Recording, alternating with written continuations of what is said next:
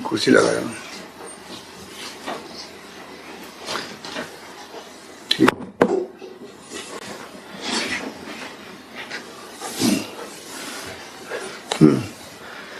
ये संख्या तो बढ़ती जा रही है। हाँ सर, और हमने पॉजिटिव तो कम हुए 5700 आज 5500 तो कल हमने सैम्पलिंग कल 59,000 से ऊपर कर ली सर, 59,000 से ऊपर। और सैम्पलिंग तो अब अच्छी जगह पे पहुंच रही है सर, 60,000 के आसपास सैम्पलिंग मेरे ख्याल से बहुत अच्छी है सर, पूरे राजस्थान के हिसाब से सर। क्योंकि सर जैसे अगर हमने गुजरात का देखे सर, जब उन्होंने प्रेजेंटेशन दिया था, वो गुजरात की RT-PCR की पॉजिटिविटी 10% बता रहे थे, और जो एंटीजन है उसकी 2% बता रहे थे, 2% एंटीजन की। तो उस हिसाब से देखें तो हमारा जो RT-PCR है वो 5 टाइम्स बेटर है। उसके हिसाब से कैलकुलेशन करें तो हम एक तरीके से 3 लाख के आसपास सैम्पलिंग कर रहे हैं सर। 2% मतलब एंटीजन में 100 में से 2 लोग पॉजिटिव दिखा रहे हैं गुजरात में, और RT-PCR में 100 में से 10 लोग पॉजिटिव दिखा रहे हैं। और हमारे यहाँ सर वो पॉजिटिविटी तो 7 से ऊपर आ गई सर, वीकली पॉजिटिविटी जो है। कुछ दिन बढ़ेगा सर ये अभी, लेकिन कल सर बहुत लंबी मीटिंग ले ली थी सर, सुबह सारे प्राइवेट हॉस्पिटल्स के साथ मीटिंग ले ली थी सर, CS सर की अध्यक्षता में, और जो नोडल अधिकारी लगाए RS उनके साथ भी। क्योंकि एक इशू सर रेमडेसिविर का शॉर्टेज का भी आ रहा था सर। हमारे यहाँ पे जो पहले रेमडेसिविर लगी है सर कुछ दिनों में, वो बहुत ही ज्यादा लग गई है सर। मतलब इतनी ज्यादा लग गई है सर, जैसे जोधपुर 15 दिन के अंदर सर, जोधपुर में, मथुरा दास माथुर में लगभग 4,000 लगा दी इन्होंने, लग गई सर। और इस तरीके से प्राइवेट हॉस्पिटल भी बहुत ज्यादा ले रहे थे। तो डॉक्टर भंडारी जी ने एक बहुत अच्छा सा प्रेजेंटेशन दे दिया, उन्होंने सब बता दिया मेडिकल प्रोटोकॉल क्या होगा, रेमडेसिविर कब लगाना है, ऑक्सीजन की सप्लाई को कैसे मॉनिटर करना है, और बेड्स को कैसे आप लोगों को खाली कराना है। जैसे जो ICU में वो थोड़ा ठीक हो गया तो ICU से ऑक्सीजन बेड पे ले आए, फिर ऑक्सीजन बेड से भी ठीक हो गया तो नॉर्मल बेड पे, और नॉर्मल बेड वाला अगर घर में रहने लायक है तो उन्होंने अच्छे से एक्सप्लेन कर दिया। और कल शाम को फिर 3:30 से 8:30 बजे तक 5 घंटे हमारी VC चली हमारे और डॉक्टर्स के साथ, PHC इंचार्ज से लेके मेडिकल कॉलेज के सारे डॉक्टर्स के साथ सर।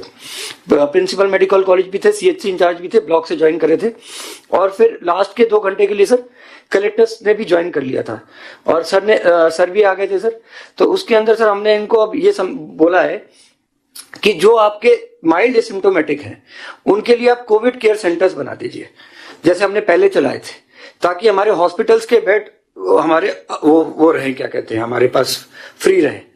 तो वो पूरा, और डॉक्टर भंडारी और उनकी पूरी टीम बैठी थी सर, SMS की 10-15 डॉक्टर्स बैठे थे। 3 घंटे तक सारे क्वेश्चन आंसर्स उन्होंने ले लिए, जिस भी डॉक्टर के जो भी थे।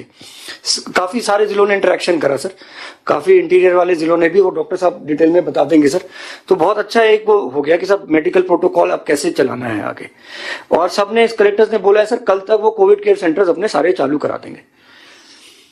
तो एक तरीके से सर मतलब हमारे को थोड़ा से और काफी और स्पेस मिल जाएगी सर बेड्स के रूप के अंदर। और ये भी बोला है सर कलेक्टर्स को कि ऑक्सीजन के सिलेंडर्स और खरीद ले। कईयों ने तो प्रोसेस शुरू करा दिया, माइंस फंड से कईयों ने ऑर्डर भी कर दिया। बाकी हमारे यहाँ पे रेट कॉन्ट्रैक्ट है ही RMSCL में, तो उनको सबको बोल दिया जिसको जितने चाहिए हम आपको सप्लाई करवा देंगे खरीदवा के। तो ये भी कोशिश कर रहे हैं कि जितने हमारे सरकार हॉस्पिटल में बेड है maximum to maximum oxygen supported हो जाए। कल फिर ऑर्डर ये भी निकाल दिया सर हमने, 40% रिजर्वेशन कर दिया सर प्राइवेट हॉस्पिटल्स में।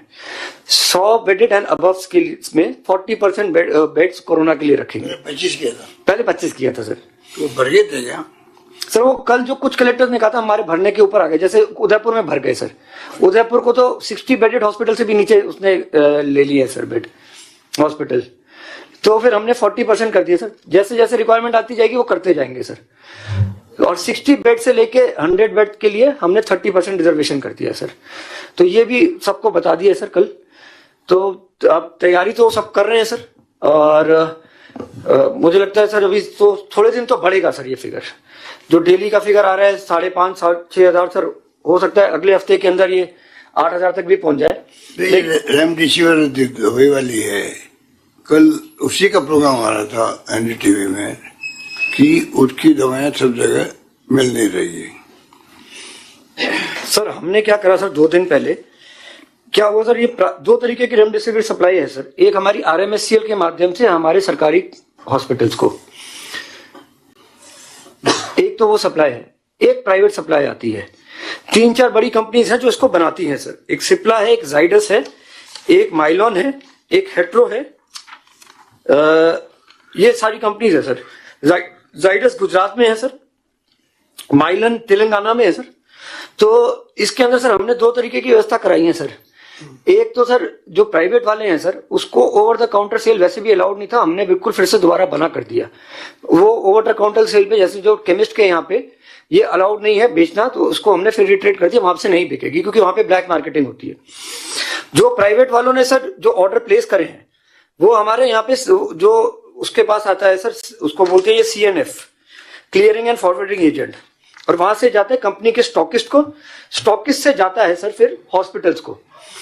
तो CNF के लेवल के ऊपर हमने उसको फिर अपने यहाँ से कंट्रोल कर लिया है सर। हमारा पूरा ड्रग डिपार्टमेंट की जो भी टीम लगी है वो केवल इसी काम में अब लगी हुई है। तो जैसे हमारे पास पिछले 2-3 दिनों के अंदर, और इनकी भी जो डिमांड आ रही है सर वो हम ही फिर कंपनी से बात कर करके मंगा रहे हैं सर। हमने कहा आप डिमांड रेस करते रहो और हम फिर कंपनी के ऊपर प्रेशर बनाएंगे, तो जितना कंपनी दे पा रही है हमारे को हम वो मंगवा रहे हैं। तो जैसे पिछले 3 दिन के अंदर सर हमारे पास 4,933 अलग अलग टाइम पे आई, जब आई जो पहले का स्टॉक पड़ा हुआ था और उसके बाद जो आई 4,933 आई, उसमें से 3,461 हमने बांट दी सर हॉस्पिटल्स में। हॉस्पिटल्स में भी सर क्योंकि वो अनाप शनाप रेमडेसिविर लगा रहे थे, तो हमने एक फॉर्मेट बना दिया। हमने कहा कि पेशेंट्स की ये डिटेल दो और रेमडेसिविर ले लो आप। हम जो वो कह रहे हैं उसको मान लेंगे, लेकिन वो हमारे को लिख के दें, ताकि बाद में अगर शिकायत आती है तो हम रैंडम बेसिस पे चेक करेंगे।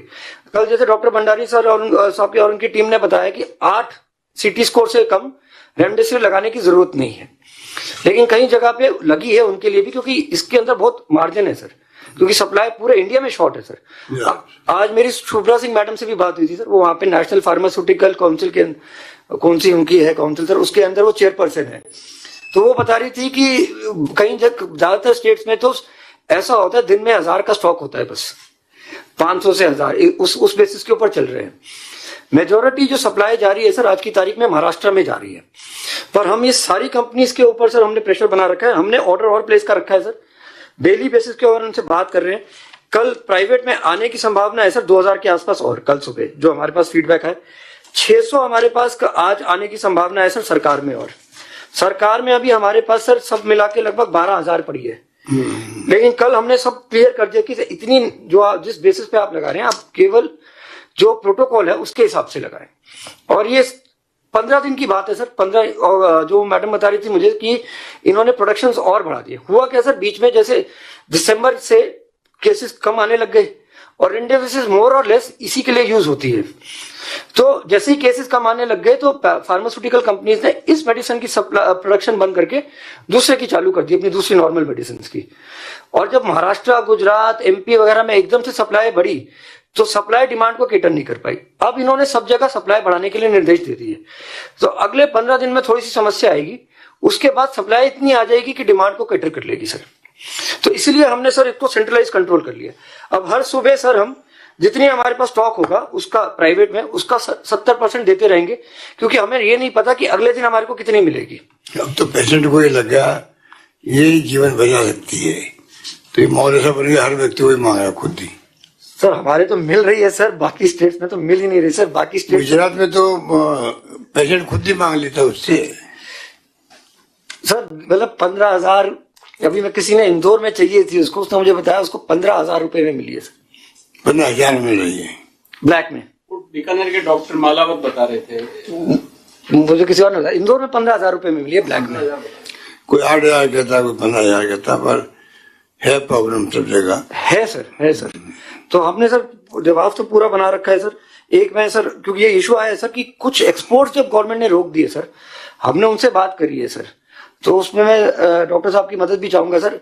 एक कोई एक्सपोर्ट वाला आया है सर हमारे पास, उसका 50,000 का स्टॉक रुक गया है, तो वो आज उसको हमने बुलाया है। Sports export government of India ने कल एक्सपोर्ट रुक गया निकल, हाँ, तो उसका कंसाइनमेंट जाने वाला था वो रुक गया, तो उसको हमने आज बुलाया है। लेकिन वो इन कंपनीज का नहीं है, तो एक बार डॉक्टर साहब अगर किसी को भेज देंगे उसके साथ बात करके सर, अगर it is of good quality तो उससे हम खरीद लेंगे सर। तो आलोक आपसे बात कर लेगा, उसको भिजवा दे, तो उसको बुला के 50 में से अब ये एक्सपोर्ट वालों को हम पकड़ रहे हैं सर। एक तो पकड़ में आया है सर, क्योंकि अचानक से रोक दिया, तो जो फाइनल स्टेज में था वो रुके हुए हैं सर। अरे वीसी ओपन है पब्लिक के लिए, तो अभी पब्लिक को हम क्या एजुकेट करना चाहते हैं, तो डॉक्टर साहब बैठे हुए हैं, वो इस बात का ख्याल रखें, और जब भी हम लोग बात करें तो साथ में वो काम भी होता रहे, जिससे कि हमारे काम बाद में हल्का हो जाए, ये दिमाग में रखें हम लोग। अब आप इसको बताएंगे प्रेजेंटेशन, क्या बता रहे हैं? लालचंद जी बनाया सर, प्रेजेंटेशन तो बनाया एक दिन ऐड तो करना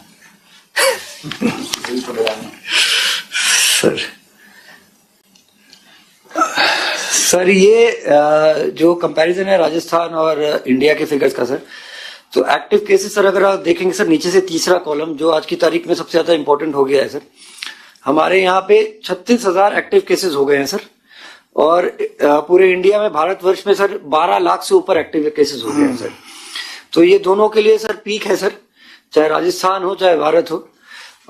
कुल मृत्यु दर के हिसाब से देखेंगे सर तो हमारा मृत्यु दर 0.8% ही है सर, और 1.25% हमारा भारत का मृत्यु दर है सर। डबलिंग टाइम जो है दोनों का लगभग 70 दिन का रह गया है सर, भारत के लेवल के ऊपर भी और राजस्थान के लेवल के ऊपर भी। नेक्स्ट, ये 1 मार्च से स्थिति दिखाई है सर इसके अंदर, और 1 अप्रैल से 12 अप्रैल तक की सर। तो 1 मार्च में मतलब मार्च के पूरे महीने में हमने 60,000 सैंपल लिए थे सर, 6 लाख सैंपल लिए थे सर, और अब 12 दिनों के अंदर सर हमने 5,16,000 सैंपल ले लिए। तो ये हम दिखा रहे हैं सर हमने कितनी स्पीड से सैंपल बढ़ाए हैं, लगभग हमने सर 3 गुना टाइम सैंपल बढ़ा दिए। मार्च के 31 दिनों में सर हमने पूरे 6 लाख सैंपल लिए थे, और अप्रैल के 12 दिनों के अंदर सर हमने 5,16,000 सैंपल ले लिए सर। तो ये सैंपल भी एक रीजन है सर जो हमारे केसेस अब ज्यादा दिखाई दे रहे हैं सर। मार्च 21 मतलब साल, 21 मतलब साल, 21 हटा दे, बार कंफ्यूज। ठीक है ठीक है सर, 21 हटा देंगे सर। केसेस सर जो हमारे पॉजिटिव है पूरे मार्च में 12,800, और अब उसके डबल अब 36,000 अब तक हो गए सर। ये एक्टिव केसेस है सर। मृत्यु हमारी सर इस मार्च के पूरे महीने में 31 हुई थी, अप्रैल में 133 मृत्यु के केसेस हो गए सर। तो यही दिखाता है सर कि कोरोना कितनी तेजी से फैला है सर। तो जो हम सर सारी पब्लिक को सबसे आप बार आप सबसे अनुरोध करते रहते हैं सर, उनको समझाते रहते हैं कि सर कोविड अप्रोप्रिएट बिहेवियर, यानी कि मास्क पहने, सैनिटाइज करें, तो यही दिखाते हैं उसकी कितनी इंपॉर्टेंस है सर। 12 दिन के अंदर 133 डेथ हुई है सर पूरे राजस्थान में। नेक्स्ट, ये वीकली पॉजिटिविटी है सर। 3 हफ्ते पहले सर हमारी वीकली पॉजिटिविटी सर 2% के आसपास थी सर। लास्ट वीक में सर ये लगभग 8% के आसपास पहुंच रही है, और भारतवर्ष की वीकली पॉजिटिविटी सर 11% से भी ऊपर पहुंच गई सर। और यही अगर भारतवर्ष की भी सर 3 हफ्ते पहले देखेंगे तो 3.5 के आसपास थी सर, यानी कि लगभग 3.5 गुना सर दोनों जगह बढ़ी है सर। तो इस बार जो वायरस है जैसा भी है सर वो बहुत तेजी से स्प्रेड कर रहा है। तो जितना हम कोविड अप्रोप्रिएट बिहेवियर के ऊपर ध्यान देंगे सर, स्पेशली मास्क पहनना, भीड़ में नहीं जाना, अनावश्यक बाहर नहीं घूमे, तो वो बहुत जरूरी है सर। एक्सप्लेन करो क्या है सर वीकली पॉजिटिविटी बेसिकली ये होता है सर, हमने वीक के अंदर कितने टेस्ट करे। अगर हमने वीक के अंदर 1 लाख टेस्ट करे तो 7% मतलब 7,000 लोग उसमें से पॉजिटिव पाए गए। या 100 अगर हम टेस्ट करें तो हर 100 में से 7वां बंदा पॉजिटिव है, वो हुआ 7% वीकली पॉजिटिविटी। और जैसे भारत का जो पूरा वीकली पॉजिटिव 11% से ऊपर चल रहा है, मतलब 100 टेस्ट में से हर 100 टेस्ट की अगर हम लोगों का सैंपल लेते तो 11 उसमें से पॉजिटिव निकल रहे हैं आज की तारीख। सर मैं मतलब नंबर के हिसाब से बता रहा हूं। अब ये अगर 100 टेस्ट करते हैं, अगर 100 लोगों को रोक के हम टेस्ट करेंगे भारत में आज की तारीख में, तो उसमें से 11 लोग पॉजिटिव मिल जाएंगे सर। इतना फैला हुआ है सर। नेक्स्ट सर, ये विगत माह में सैंपल है सर। हमने शुरुआत में ही सर आपके निर्देशानुसार सर आपने शुरू में ही बोल दिया था कि केसेस बढ़ रहे हैं तो हम सैंपलिंग बढ़ा दें सर, और ये अब हमने रिकॉर्ड सैंपलिंग करी है सर। 59,000 से ज्यादा हम आरटीपीसीआर की सैंपलिंग कर रहे हैं सर। आरटीपीसीआर सर जो गोल्डन स्टैंडर्ड होता है सर, जैसे मैंने बताया सर कि उसमें और एंटीजन में बहुत फर्क है सर। अगर एंटीजन की सैंपलिंग करें तो जो एक्चुअल अगर पॉजिटिविटी 10% है तो एंटीजन में वो 2% के आसपास दिखाई देती है। तो 60,000 के आसपास आरटीपीसीआर सैंपलिंग करना तो बहुत बड़ा अचीवमेंट है सर। ये बहुत कम स्टेट्स है सर, मेरे को क्लियरली पता नहीं है जो इस लेवल की आरटीपीसीआर की सैंपलिंग करते हैं सर। नेक्स्ट, ये सर 1 अप्रैल से जो मृत्यु हुई है उसका विश्लेषण है सर। तो इसमें अगर देखेंगे सर, प्रतिशत वाली कॉलम देखेंगे सर, लास्ट वाला कॉलम, तो महिलाओं और पुरुष की लगभग बराबर सी मृत्यु हो रही है सर। 53% पुरुषों का है, 47% महिलाओं का है। ग्रामीण क्षेत्रों में सर लगभग 30% मृत्यु ग्रामीण क्षेत्रों की हो रही है। 60% से ज्यादा लोग एज से ज्यादा वालों की मैक्सिमम मृत्यु हो रही है। 65% आज की तारीख में भी सर वही लोग हैं जिनकी आयु 60 साल से ज्यादा है सर। और सर 1-2-4 केस है जो अस्पताल में मृत अवस्था में लाए गए, क्योंकि कईयों में तो सर कारण कुछ और था सर, जिस वजह से उनकी डेथ हुई थी और वो यहाँ लाए गए थे, तो उनकी सैंपलिंग कराई गई डेथ होने के बाद, क्योंकि कोविड अप्रोप्रिएट बिहेवियर के हिसाब से सर वो बॉडी का डिस्पोजल होना था, तो ये लोग तब उसमें पॉजिटिव पाए गए सर। बाकी जो इंपॉर्टेंट पॉइंट है सर कि ये ग्रामीण इलाके के अंदर भी डेथ हो रही है। दूसरा 60 ईयर्स से अबव वाले लोगों को के लिए ये है कि वो कितना कम बाहर जाए तो उनके लिए उतना अच्छा है सर। नेक्स्ट, ये डे वाइज मृत्यु का आंकड़ा है सर। मैंने पहले ही दिखाया था सर कि 12 दिन के अंदर हमारी कितनी डेथ हुई है सर, ये उसी को डे वाइज दिखाता है। नेक्स्ट, ये सर पिछले साल से अगर कंपेयर करें, अप्रैल के अंदर पिछले साल क्या स्थिति चल रही थी सर, तो पिछले साल अप्रैल में 1 या 2 मृत्यु होती थी सर। अब ये आंकड़ा 20 के आसपास रहता है सर। और जब पीक में गया था सर तब भी हमारी मृत्यु 18, 19, 20 हुई थी सर। अब जैसे कल जो मृत्यु हुई सर हमारे यहाँ पे राजस्थान में 25 हुई, तो ये लग रहा है कि सर ये फैलता भी तेज है और ये बीमार भी बहुत स्पीड से कर रहा है सर। लास्ट ईयर के आंकड़े नीचे है, वो पीक वाले हैं सर, और बीच में जो है वो इसी महीने के लास्ट ईयर के आंकड़े, अप्रैल के लास्ट ईयर के आंकड़े, इसी महीने लास्ट ईयर के आंकड़े हैं सर। और नीचे है जो पीक जब आया था नवंबर में, तब के आंकड़े हैं सर, नवंबर में। जी सर। और अब अपना पीक जो है वो सबसे ऊपर है, वो सबसे ऊपर है, 25 हो गया सर कल जो। तो ये आपके 20 तक 25 आ गए अब तो सर। 25 आ जाए, कल आए, कल आया सर, नहीं परसों 12 तारीख है, कल एक दिन बाद रिपोर्ट कल आया सर, अरे कल की रिपोर्टिंग है। हाँ 13 कल की रिपोर्ट 25 आए, 28 तक आया। 28 आएगा। तो ये तो इतने पहले कभी बढ़े नहीं थे ऐसे कोई। देखिए आप पिछली बार पीक पे भी नहीं थे इतने तो सर। ये डॉक्टर बताएं, डॉक्टर भंडारी जी।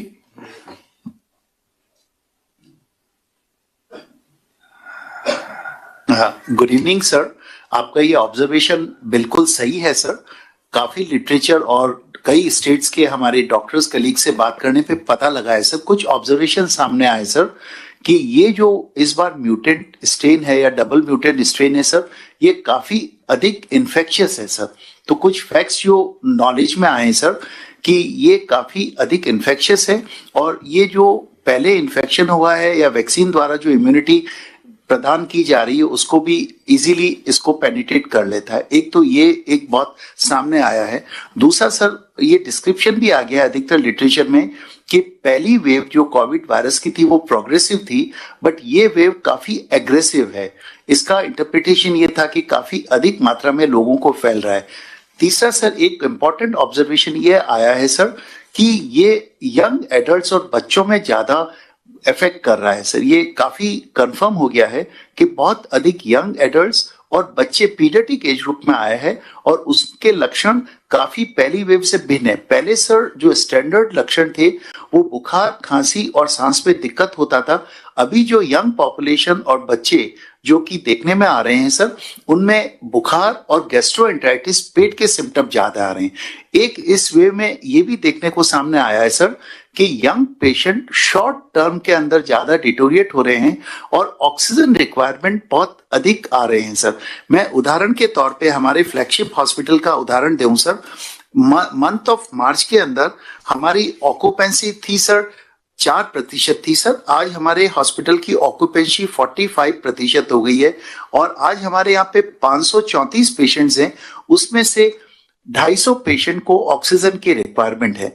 तो यंग पेशेंट आ रहे हैं, शॉर्ट हिस्ट्री आ रही है, काफी ज्यादा लंग इन्वॉल्वमेंट आ रहा है और उनकी ऑक्सीजन रिक्वायरमेंट कुछ अधिक पाई जा रही है। तो ये एक सेकंड वेव के पैटर्न में डिफरेंस आया है सर, और जिसको कि हम लोग डील कर रहे हैं। इसके साथ साथ सर एक और सामने फैक्ट आया है कि 28% पेशेंट जो आ रहे हैं सर वो रूरल एरिया के हैं, और चूंकि खासकर हम राजस्थान की बात करें तो हमारी पॉपुलेशन 70% रूरल एरिया में है, तो थोड़ा सा रूरल पेशेंट्स भी हमारे काफी अधिक आ रहे हैं सर। तो इसको देखते हुए ये सेकेंड वेव के कुछ डिफरेंट कैरेक्टर हैं। पहले जो कॉन्सेप्ट था सर 60+ जिनको कोमॉर्बिड कंडीशन है, अब बिना कोमॉर्बिड कंडीशन की भी पेशेंट काफी आ रहे हैं। एक मैं जैसा पिछली बार भी कह चुका था सर, इस वेव के अंदर कुछ पेशेंट जिनमें थ्रोम्बोएम्बोलिक फिनोमेना लंग्स में और बॉडी में क्लॉट बढ़ने की प्रवृत्ति ज्यादा आ रही है सर, और कुछ जो मार्कर्स होते हैं जो पहले दूसरे हफ्ते में बढ़ते थे, अब पहले हफ्ते में ब्लड क्लॉट बनने के मार्कर्स भी अधिक मात्रा में पाए जा रहे हैं सर। हमारे कई डॉक्टर कलीग्स का भी अभी इसी तरह इफेक्ट हुए हैं, उनमें भी हमें यही पैटर्न मिला है सर। जहां तक अगर मैं कल का हमारी जो वीसी का रेफरेंस दूं सर, जिसमें रेमडेसिविर मुख्य मुद्दा था और कुछ चीजें जो हमने पूरे राजस्थान के डॉक्टर से डिस्कस की थी वो था हाउ टू सेव ऑक्सीजन, कैसे हम रिकवर्ड पेशेंट को अर्ली डिस्चार्ज करके बेड्स को रखें और आईसीयू में भी कैसे इफेक्टिव और अच्छा टर्न आउट हो। तो पहले मैं रेमडेसिविर के बारे में बताना चाहूंगा सर कि कोविड निमोनिया जब भी होता है तो उसमें एक एंटीवायरल ड्रग, जैसे गले में खराश होती है तो हम एंटीबायोटिक देते हैं, वैसे कोविड एक वायरल इन्फेक्शन है, उसको एंटीवायरल ड्रग की आवश्यकता होती है। लेकिन सर कोविड निमोनिया के अंदर ये एक ट्रीटमेंट का भाग है रेमडेसिविर, बाकी 2 से 3 तरह की अलग अलग की ड्रग्स दी जाती है, जिसमें एक स्टेरॉइड होता है, एक ब्लड थिनिंग मेडिसिन होता है और लास्टली ऑक्सीजन होता है। इनफैक्ट सर थोड़ा सा हमने कॉन्सेप्ट दिया लोगों को और उनको क्लियर कॉन्सेप्ट बताया कि सर कोविड इन्फेक्शन में पहले हफ्ते में वायरस ग्रो करता है और ये वायरस 9th डे जाके खत्म हो जाता है सर। इनफैक्ट वायरस जो बॉडी में आता है ये 9 दिन में खत्म हो जाता है और सेकेंड वीक में 7 या 8 दिन बाद इस वायरस के द्वारा पूरी बॉडी में इन्फ्लेमेशन या कुछ टॉक्सिक केमिकल रिलेट किए जाते हैं। अतः हमने सब डॉक्टर्स को ये बताया कि सबसे इंपॉर्टेंट ये है कि इस रेमडेसिविर दवाई का उपयोग सिर्फ पहले हफ्ते में ही करना अति आवश्यक है और उसके बाद इसकी इफेक्टिविटी कम हो जाती है। ऐसा देखा गया सर कि दूसरे और तीसरे हफ्ते में जब पेशेंट वेंटिलेटर की स्टेज में आ जाता है और उनको रेमडेसिविर दिया जा रहा था, वो औचित्य नहीं है उसका। दूसरा एक इंपॉर्टेंट ये था सर कि रेमडेसिविर को जब दिया जाता है तो इसको पहले प्रोटोकॉल था 5 दिन दिया जाना चाहिए, कभी कभी बढ़ने से 10 दिन दिया जा सकता है, तो 5 दिन का प्रोटोकॉल भी उतना ही इफेक्टिव है जितना 10 दिन का इफेक्टिव प्रोटोकॉल है। तीसरा सर हमने सब ये वीसी में बताया कि रेमडेसिविर देने के क्लासिकल प्रोटोकॉल होता है कि अगर किसी का सीटी स्कैन में स्कोर 8 से कम है तो दूसरे तरह के टेस्ट होते हैं वो हमको करने चाहिए, उससे हमें रेमडेसिविर की आवश्यकता का ज्ञान होना चाहिए। जैसे एक सबसे इंपॉर्टेंट टेस्ट सर हमने डॉक्टर्स को बताया कि आप पल्स ऑक्सीमीटर लगा के हर पेशेंट को 6 मिनट चलाइए।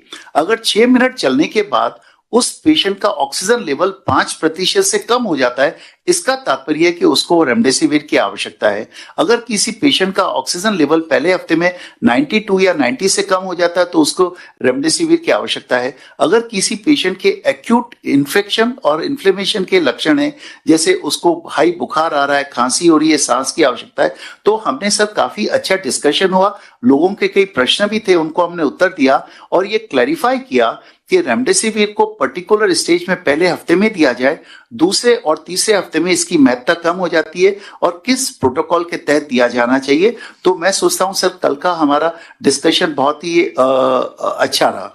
दूसरा सर हमने एक और रियलाइज किया कि जब पेशेंट एडमिटेड होते हैं, जैसे हमारे यहाँ 550 पेशेंट एडमिटेड है, तो जो ठीक होने वाले पेशेंट होते हैं उनमें सर हम 4-4 घंटे ऑक्सीजन हटा के देखते हैं। नॉर्मली क्या होता है, आउट ऑफ इग्नोरेंस पेशेंट वो यहां से मास्क ऑक्सीजन का हटा देता है और ऑक्सीजन का वॉल्व बंद नहीं करता है। तो हमने जब 24 घंटे ऑड टाइम, इवन टाइम सब हमने राउंड लिया तो हमने बताया कि काफी जगह ऑक्सीजन लीकेज हो रहा था। तो हमने अपने स्टाफ को सेंसिटाइज किया था कि जितना हम ऑक्सीजन को प्रोटेक्ट कर सके वो बहुत अच्छा रहेगा।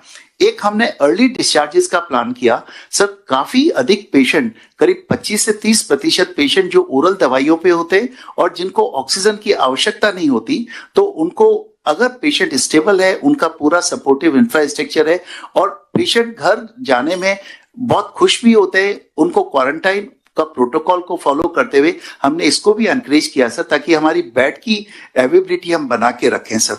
तीसरा, हमने आईसीयूज को सर बहुत ज्यादा स्ट्रीमलाइन किया सर। हमारे बहुत स्पेशली हमारे एनेस्थेटिक कलीग पूरे राजस्थान में हमने सेंसिटाइज किया कि पेशेंट को जल्दी से जल्दी ऑक्सीजन सपोर्ट जब वेंटिलेशन पे रखा जाता है तो वेंटिलेटर पे डालने या ऑक्सीजन सपोर्ट देने से भी ज्यादा जरूरी है उसको कितना जल्दी हम ऑक्सीजन और वेंटिलेटरी सपोर्ट से बाहर ला सकते हैं, ताकि हमारा आईसीयू का टर्नआउट भी बेटर हो। तो इस तरह का भी बहुत अच्छा डिस्कशन रहा सर। और ओवरऑल ऐसा लगता है सर कि ये जो कोविड वेव है इसमें ज्यादा एग्रेसिवली इन्फेक्टिव है यंगर पॉपुलेशन। और एक सर जनरल हमने ये भी मैसेज दिया कि पीडियाट्रिशियंस और बच्चों में चूंकि अधिक आ रहा है तो एडल्ट्स में भी आ रहा है सबसे ज्यादा सर। कल मैंने काफी सीटी स्कैन्स बताए जिसमें हमारे यहाँ ऐसे ऐसे पेशेंट एडमिटेड है जिनके लंग्स 60 to 90% इन्वॉल्व है और आरटीपीसीआर नेगेटिव है सर। तो हमने ये भी इम्प्रेस अपॉन किया कि अपने लक्षण को अपना ज्यादा महत्व दें, नॉट फीलिंग वेल को ज्यादा महत्व दें और सीटी स्कैन करवाएं ताकि टेस्ट नेगेटिव हो। एक सर हमने सारे डॉक्टर कलीग से ये भी शेयर किया कि अगर कोई भी व्यक्ति सांस की तकलीफ, खांसी, जुकाम, बुखार के आता है, आईएलआई सिम्टम के लेके आता है, तो आप तो उसी सेंसिटिविटी उसको देखें जब तक कि वो कोविड अदरवाइज प्रूव नहीं हो जाए। आप तो अगर कोई भी सांस की या बुखार के लक्षण से आता है तो treat and be very careful as if it is a COVID unless proved otherwise, so that हमारी अगर सेंसिटिविटी अधिक होगी तो हम लोग जल्दी पिकअप कर पाएंगे। अच्छी बात यह है सर कि जो लोग पेशेंट जल्दी रिपोर्ट कर रहे हैं वो ट्रीटमेंट को रिस्पॉन्ड भी अच्छा कर रहे हैं। तीसरा सर, एक बहुत ही इंपॉर्टेंट चीज जो हमने शेयर की कि जो रेमडेसिविर नामक दवाई है सर, ये सर सिर्फ पेशेंट की रिकवरी को फास्ट करती है। अगर एक इसका जो सबसे बड़ा ट्रायल हुआ, मैं थोड़ा सा फैक्ट सिंपल शब्दों में बताना चाहूंगा सर कि जिन पेशेंट को रेमडेसिविर दिया गया वो 9 से 10 दिन में ठीक हो गए। जिन पेशेंट को मैचिंग पेशेंट को रेमडेसिविर नहीं दिया गया वो 15 से 16 दिनों में ठीक हुए। रेमडेसिविर से डेथ कम नहीं हुई।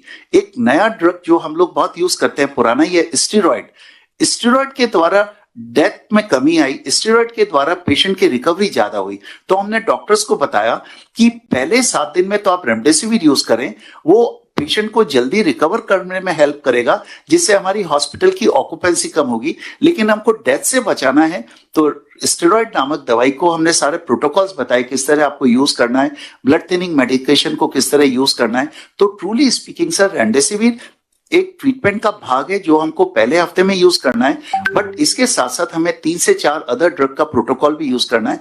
तो काफी सेंसिटिवली लोगों ने इसको एक्सेप्ट किया सर।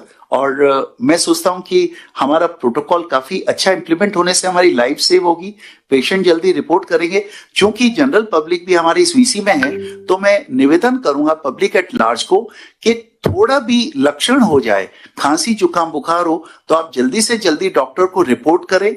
अगर आपको मौका मिले तो डॉक्टर के द्वारा एडवाइस होता है तो सीटी स्कैन भी कराएं। हमने देखा है कि जो व्यक्ति जल्दी से जल्दी डॉक्टर को रिपोर्ट करके ट्रीटमेंट लेते हैं उनमें रिस्क प्रैक्टिकली कवर हो जाती है और वो पूर्ण रूप से ठीक हो जाते हैं। तो ये एक बहुत बड़ा मैसेज हम देना चाहेंगे सर। अदरवाइज प्रोटोकॉल इम्प्लीमेंटेशन और ऑक्सीजन सेविंग का हमने काफी इसको सेंसिटाइज किया, जो लोगों ने काफी अच्छी तरह एक्सेप्ट किया सर। Thank you sir.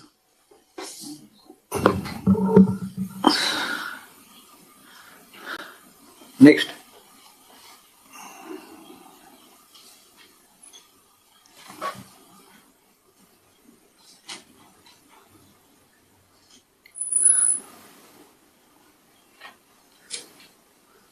आगे नेक्स्ट ये सब पॉजिटिव केसेस का तुलनात्मक विवरण है सर, जो हमारे मेजर डिस्ट्रिक्ट्स है जहाँ पे केस बढ़ रहे हैं। उसी तरीके से लास्ट ईयर नवंबर में कितना था, लास्ट ईयर अप्रैल में कितना था सर। तो इसको भी अगर देखेंगे तो सब जगह इंक्रीज है सर, इस वक्त पीक के मुकाबले भी इंक्रीज है। नेक्स्ट, ये साप्ताहिक पॉजिटिविटी है सर, जैसे मैंने पहले बताया कि 100 लोगों में से कितने लोग पॉजिटिव निकल के आ रहे हैं। तो जो लाल में हमने जिले दिखाए हैं वो हमारी जो स्टेट की एवरेज है वहां पे उससे भी ज्यादा पॉजिटिव केस आ रहे हैं सर। 12 भीलवाड़ा, डूंगरपुर, जयपुर।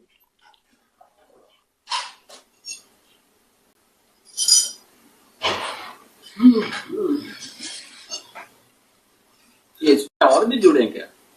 लाइव है सर, बता यूट्यूब पे फेसबुक तो फिर पता चल जाता कितने लोग देख रहे हैं। कंटिन्यू। चलो आगे नेक्स्ट, इसके नेक्स्ट। तो सर अगर सर स्टेट का नीचे वाला आंकड़ा देखेंगे सर, वीकली स्पेसिफिक पॉजिटिविटी का सर 2%, फिर 2.6%, फिर 5% के आसपास, और अब 7% से भी ऊपर।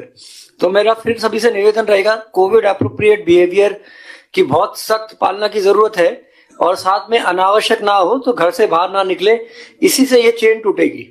नेक्स्ट, ये ऑक्सीजन की खपत है सर। ऑक्सीजन किस जो हमारे कोविड और नॉन कोविड पेशेंट्स हैं उनको कितना ऑक्सीजन हम दे रहे हैं, ये सिलेंडर्स में है। यानी कि जो कल 12 तारीख को 8,300 से ऊपर सिलेंडर लगे ऑक्सीजन के। मैं इसमें बता दूं सर, हमारे राज्य की कैपेसिटी लगभग इससे 3 गुना ज्यादा है, तो अभी इसमें ऐसी कोई इशू नहीं है। और कल जो एसएमएस के डॉक्टर्स ने सर जो वीसी करी थी उसके अंदर ऑक्सीजन के जो सिलेंडर्स की खपत कैसे करनी है, उसको कैसे सही ढंग से यूज करना है, उसके बारे में भी विस्तार से बताया गया था। साथ में हमने दोबारा एक गाइडलाइंस जो हमने लास्ट ईयर जारी करे थे वो भी जारी कर दिए हैं, जिसके अंदर हर इंस्टीट्यूशन के ऊपर एक छोटी कमेटी बनेगी जो डेली बेसिस के ऊपर ऑक्सीजन की खपत की मॉनिटरिंग करेगी सर। नेक्स्ट, ये फिर से ऑक्सीजन की खपत है सर। जो ब्लू में जो लाइन दिखाई दे रही है सर, वो ये दिखाती है कि कोविड के पेशेंट्स को कितना ऑक्सीजन दिया जा रहा है और नॉन कोविड के पेशेंट्स को कितना। नेक्स्ट, ये जिलेवार है आंकड़े पिछले 20 दिनों के कि किस स्पीड से यहाँ पे पॉजिटिव केसेस, डेली के पॉजिटिव केसेस बढ़े हैं। अगर हम 24 तारीख से देखेंगे तो जयपुर में 24 तारीख में 106 केस आए थे, जो कि कल बढ़ के 900 से भी ऊपर हो गए। ऐसे ही उदयपुर में 51 केस आए थे जो 709 हो गए। जोधपुर में 90 केस आए थे जो 600 से ऊपर हो गए। कोटा में 88 थे जो भी बढ़ के 600 से ऊपर हो गए। तो फिर वही बात मैं दोहराना चाहूंगा कि जो कोविड एप्रोप्रिएट बिहेवियर है, हम उसकी जितनी पालना करेंगे उतना इफेक्ट इसके ऊपर आएगा। हमारे यहाँ पे वैक्सीनेशन जरूर अच्छा हुआ है, लेकिन वैक्सीनेशन जब तक पूरा नहीं होता है तब तक सबसे इंपॉर्टेंट है मास्क पहने, हाथ धोएं और दूरी बनाए रखें। नेक्स्ट, ये बाकी जिलों के आंकड़े हैं। नेक्स्ट, ये डेली केसेस जो आ रहे हैं सर उसमें तुलनात्मक है सर राजस्थान का और इंडिया का। कल पूरे भारत में सर 1,60,000 के आसपास पॉजिटिव केसेस आए थे सर, और राजस्थान में 5,771 आए थे। आज ये 5,528 है सर। नेक्स्ट, ये जो क्रिटिकल जिले हैं सर, ये वही जिले हैं जहां पे केसेस हमारे ज्यादा बढ़े हैं। जयपुर में कल स्पीड से बढ़ा सर 961 हुए सर, आज भी 900 से अधिक है सर जयपुर के अंदर। उदयपुर के अंदर 709 थे सर, आज जब उदयपुर के अंदर 729 केस आए हैं। जोधपुर के अंदर कल 600 से ऊपर, 2-3 दिन से 600 से ऊपर चल रहा है आंकड़ा सर। आज जोधपुर के अंदर 700 से अधिक केस आए हैं सर। नेक्स्ट, डूंगरपुर, वहां पे शुरुआत में जब इंटरस्टेट मूवमेंट हुआ था सर, तो डूंगरपुर में केस आना शुरू हुए थे और काफी सारे माइग्रेंट्स वहां से वापस भी आए हैं, तो डूंगरपुर में अभी भी केस आ रहे हैं सर। तो आज डूंगरपुर में कल 223 थे सर, आज 201 केस है सर। ऐसे ही भीलवाड़ा के अंदर भी सर कल 300 से ऊपर आए थे सर, पर आज भीलवाड़ा में थोड़े कम आए हैं सर, 177 केस आए हैं सर।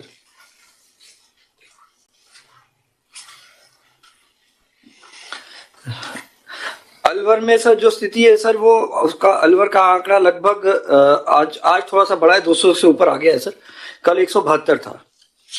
नेक्स्ट, राजसमंद में भी सर 100 से ऊपर चल रहा है सर। यहाँ पे भी जो पहले शुरू हुआ था सर, जो मूवमेंट हुआ था नाथद्वारा की तरफ, उसकी वजह से शुरू हुआ था सर।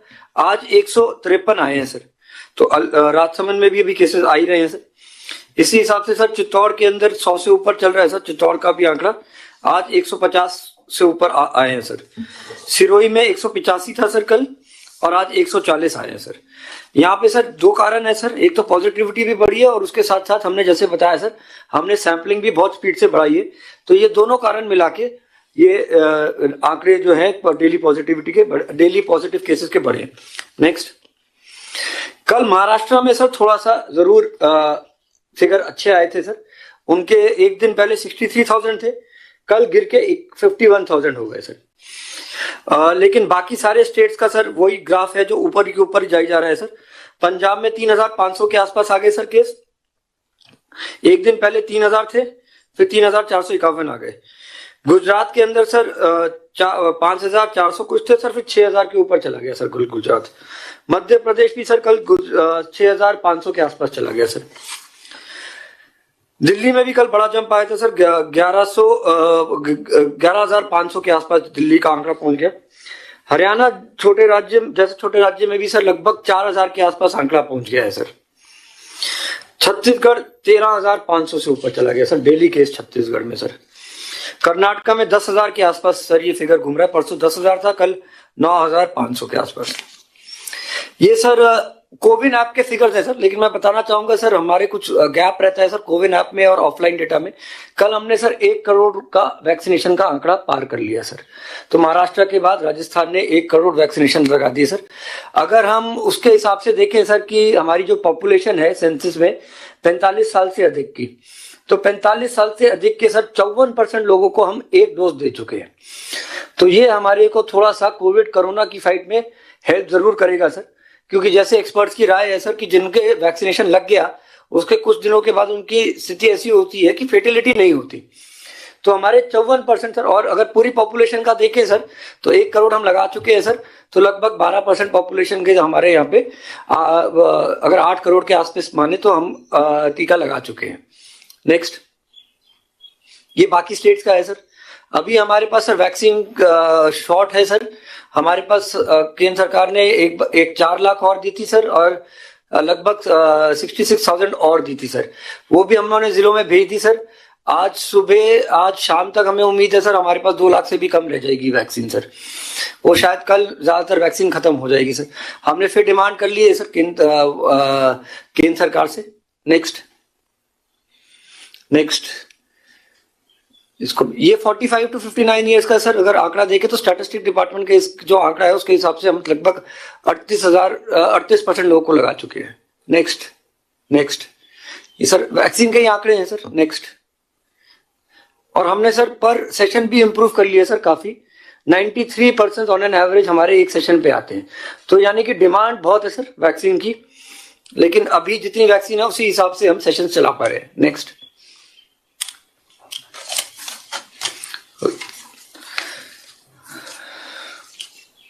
सर एक इशू सर जो है सर, हमने बाकी सब जगह तो काफी व्यवस्था कर ली सर। एक जैसे सर हमारे RUHS के अंदर सर 550 के आसपास मरीज आए गए सर।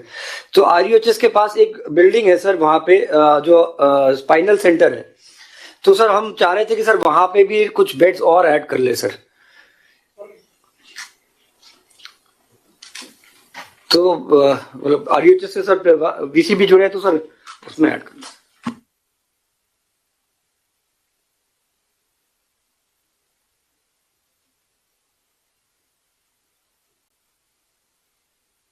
बेसिकली सिद्धार्थ का सर सजेशन ये है कि 150 बेड का सर एक RUHS में स्पाइनल वाला जो विंग है उसको एक एडिशनल और रिजर्व के रूप में शुरू कर देना चाहिए सर। तभी 550 पेशेंट से 1,000 की कैपेसिटी है, लेकिन एडवांस में सर उसकी भी तैयारी एक साथ कर लेनी चाहिए सर। हाँ सर, 150 बेड का एक स्पाइनल सेंटर जो है सर उसको भी कोविड के लिए डेडिकेट कर देना चाहिए सर। तो उसमें वैभव जी की सहमति है सर। वो कर लेंगे सर। एक ESI हॉस्पिटल भी पिछली बार हमने यूज किया था सर, उसको भी हम स्टार्ट कर लेंगे, उसमें लगभग 200 बेड मिल जाता है। अरे बाबू ठीक है, सुझाव बिल्कुल सही है सर। पैंडेमिक में तो अब जो सरकार और जनता की भलाई के लिए जो भी कुछ किया जाए वही कम है सर। जरूर करना चाहिए सर, जरूर करना चाहिए। मैं सहमत हूँ इस चीज के लिए। क्योंकि अपन को बेड सब की व्यवस्था रखनी अति आवश्यक है और जनता के भले के लिए कर लिया जाए, क्योंकि अभी वो खाली है, उसमें से वैक्सीनेशन करते हैं सर। अभी उसमें अभी वैक्सीनेशन प्रोग्राम है, वो चलता है, तो वो और कहीं व्यवस्था कर लेंगे सर वैक्सीनेशन की। लेकिन जरूर करना चाहिए सर, रिजर्व जरूर रखना चाहिए। सही है, बिल्कुल। Thank you. Doctor Virendra Singh ji. नमस्कार सर। ये करीब 2 वीक पहले जब फर्स्ट वेव के बाद सेकंड वेव आई तो 2 बात उभर के आई थी कि ये एक तो बहुत तेजी से फैल रही है लेकिन गांव के अंदर ये नहीं जाएगी, और दूसरी बात ये थी कि इससे डेथ बहुत कम होंगी। ये इस तरह की उस समय थी, लेकिन आज ऐसा लग रहा है कि ये भ्रांति है, क्योंकि जो 30% इन्वॉल्वमेंट है वो गांव के लोगों का है और डेथ के अंदर भी 30% है। तो ये किसी भी प्रकार से ये नहीं साबित होता है कि जो गांव में रहने वाले व्यक्ति यदि कोविड इनअप्रोप्रिएट बिहेवियर फॉलो नहीं करते तो रिस्क पे नहीं है। इसलिए आवश्यक है कि वो रिस्क को वो पहचाने, और जहां तक डेथ का सवाल है उसके अंदर भी है। और दूसरी जो बात है वो ये कि सब जो उस समय और आज हमारे नंबर ऑफ केसेज बढ़ गए, हमारी डेथ बढ़ गई, लेकिन एक बात जो समझ में आ रही है, उस समय कोविड का भय यदि 10 था, लेकिन जो इंसानों के मन के भय तो रियलिटी 10 थी, लेकिन मन का भय 100 था। आज रियल में जो भय है वो 100 है, लेकिन जो लोगों के मन में है वो 10% ही है। इतने ज्यादा फिगर जो कि अपन देखें कि जो पीक वेव आई थी उसमें 3300 थे और लगभग डबल हो रहे हैं राजस्थान के अंदर। जो डेथ थी वो भी 1.5 टाइम्स होने वाली है, लेकिन मन में भय नहीं है। अब इन चीजों को देख के कि फैटेलिटी भी ज्यादा है और गांव में भी हो रही है, हमें कोविड अप्रोप्रिएट बिहेवियर लाना ही पड़ेगा अपने व्यवहार में यदि हमें बचाना है। तो इस ओर में एक चीज ध्यान आकृष्ट करना चाहूंगा कि जो वर्ल्ड में आज एक कंट्री है जिसको कि मॉडल माना जाता है, जैसे अपने भीलवाड़ा मॉडल था, वैसे आज इंग्लैंड को मॉडल मानते हैं। और इंग्लैंड के अंदर जो करीब 2 महीने पहले 60,000 पेशेंट आ रहे थे और काफी संख्या में जो डेथ हो रही थी, जो कि उनका फिगर 1500 के करीब पहुंच गया था, आज वो जो इन्फेक्शन का रेट है वो 3000 है और जो डेथ हो रही है वो सैकड़ों में ही रह गई। तो वो उन्होंने कैसे किया? उन्होंने 2 प्रोंग अप्रोच अपनाई। नंबर 1, स्ट्रिक्ट लॉकडाउन इस लेवल का था कि आदमी एक से दूसरे के घर पर मिलने नहीं जा सकता।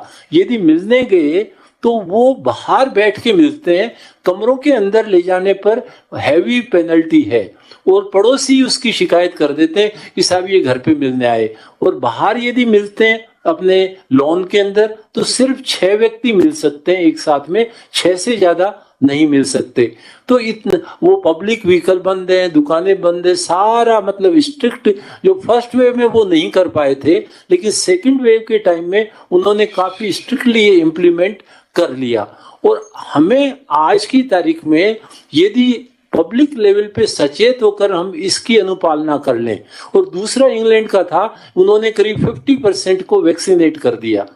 अपने राजस्थान के अंदर राजस्थान % पॉपुलेशन जो वैक्सीनेट किया है वो इंडिया में फार अहेड है किसी भी व्यक्ति से, किसी भी स्टेट से। और यदि % वाइज हम देखें जो RT-PCR का डायग्नोसिस है, प्रोबेबली ये भी राजस्थान के अंदर फार अहेड है दूसरे स्टेट से। पर एक खतरा जो बना हुआ है वो ये कि यदि हम देखें कि आज का महाराष्ट्र, कल का राजस्थान, क्योंकि सिचुएशन सेम है, करीब 1.5 से 2 महीना लग गया महाराष्ट्र को शुरुआत से लेके अब तक। हम अभी शुरू हुए तो करीब हो सकता है यदि आज हम मान लें कि महाराष्ट्र पीक पर आ गया तो आज की स्थिति में तुलना करें तो करीब 1.5 महीने बाद पीक आएगा राजस्थान में। तो इसे इतने जो नंबर केसेस जो आज 6,000 आ रहे हैं, हो सकता है कि हमें 30-40 हजार भी फेस करने पड़े। तो इस चीज को देखकर सबसे महत्वपूर्ण चीज है कि इंडिविजुअल, हर जो सिटीजन है, हर नागरिक है, चाहे वो गांव में हो चाहे शहर में हो, उनको अप्रोप्रिएट बिहेवियर अपनाना है। बिना काम बाहर नहीं जाएं तो मास्क फिटिंग का पहन के जाएं, टाइट फिटिंग का, उसको हम उतारें नहीं।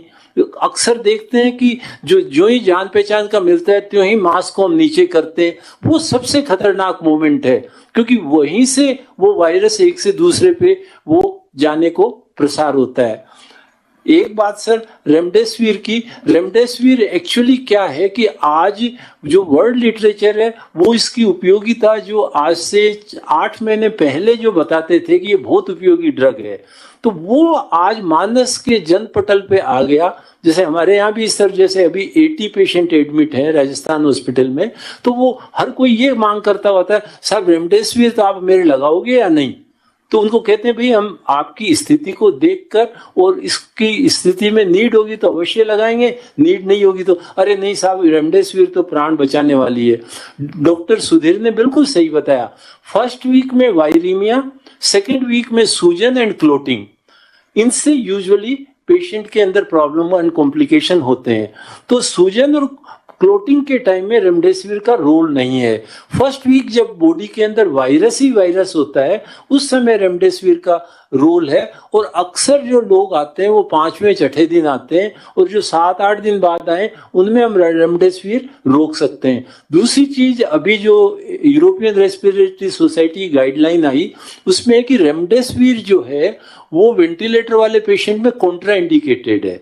बाकी उन्होंने रेकमेंड नहीं किया, जिसमें ऑक्सीजन पे हो उनके अंदर कुछ यूटिलिटी बताई है।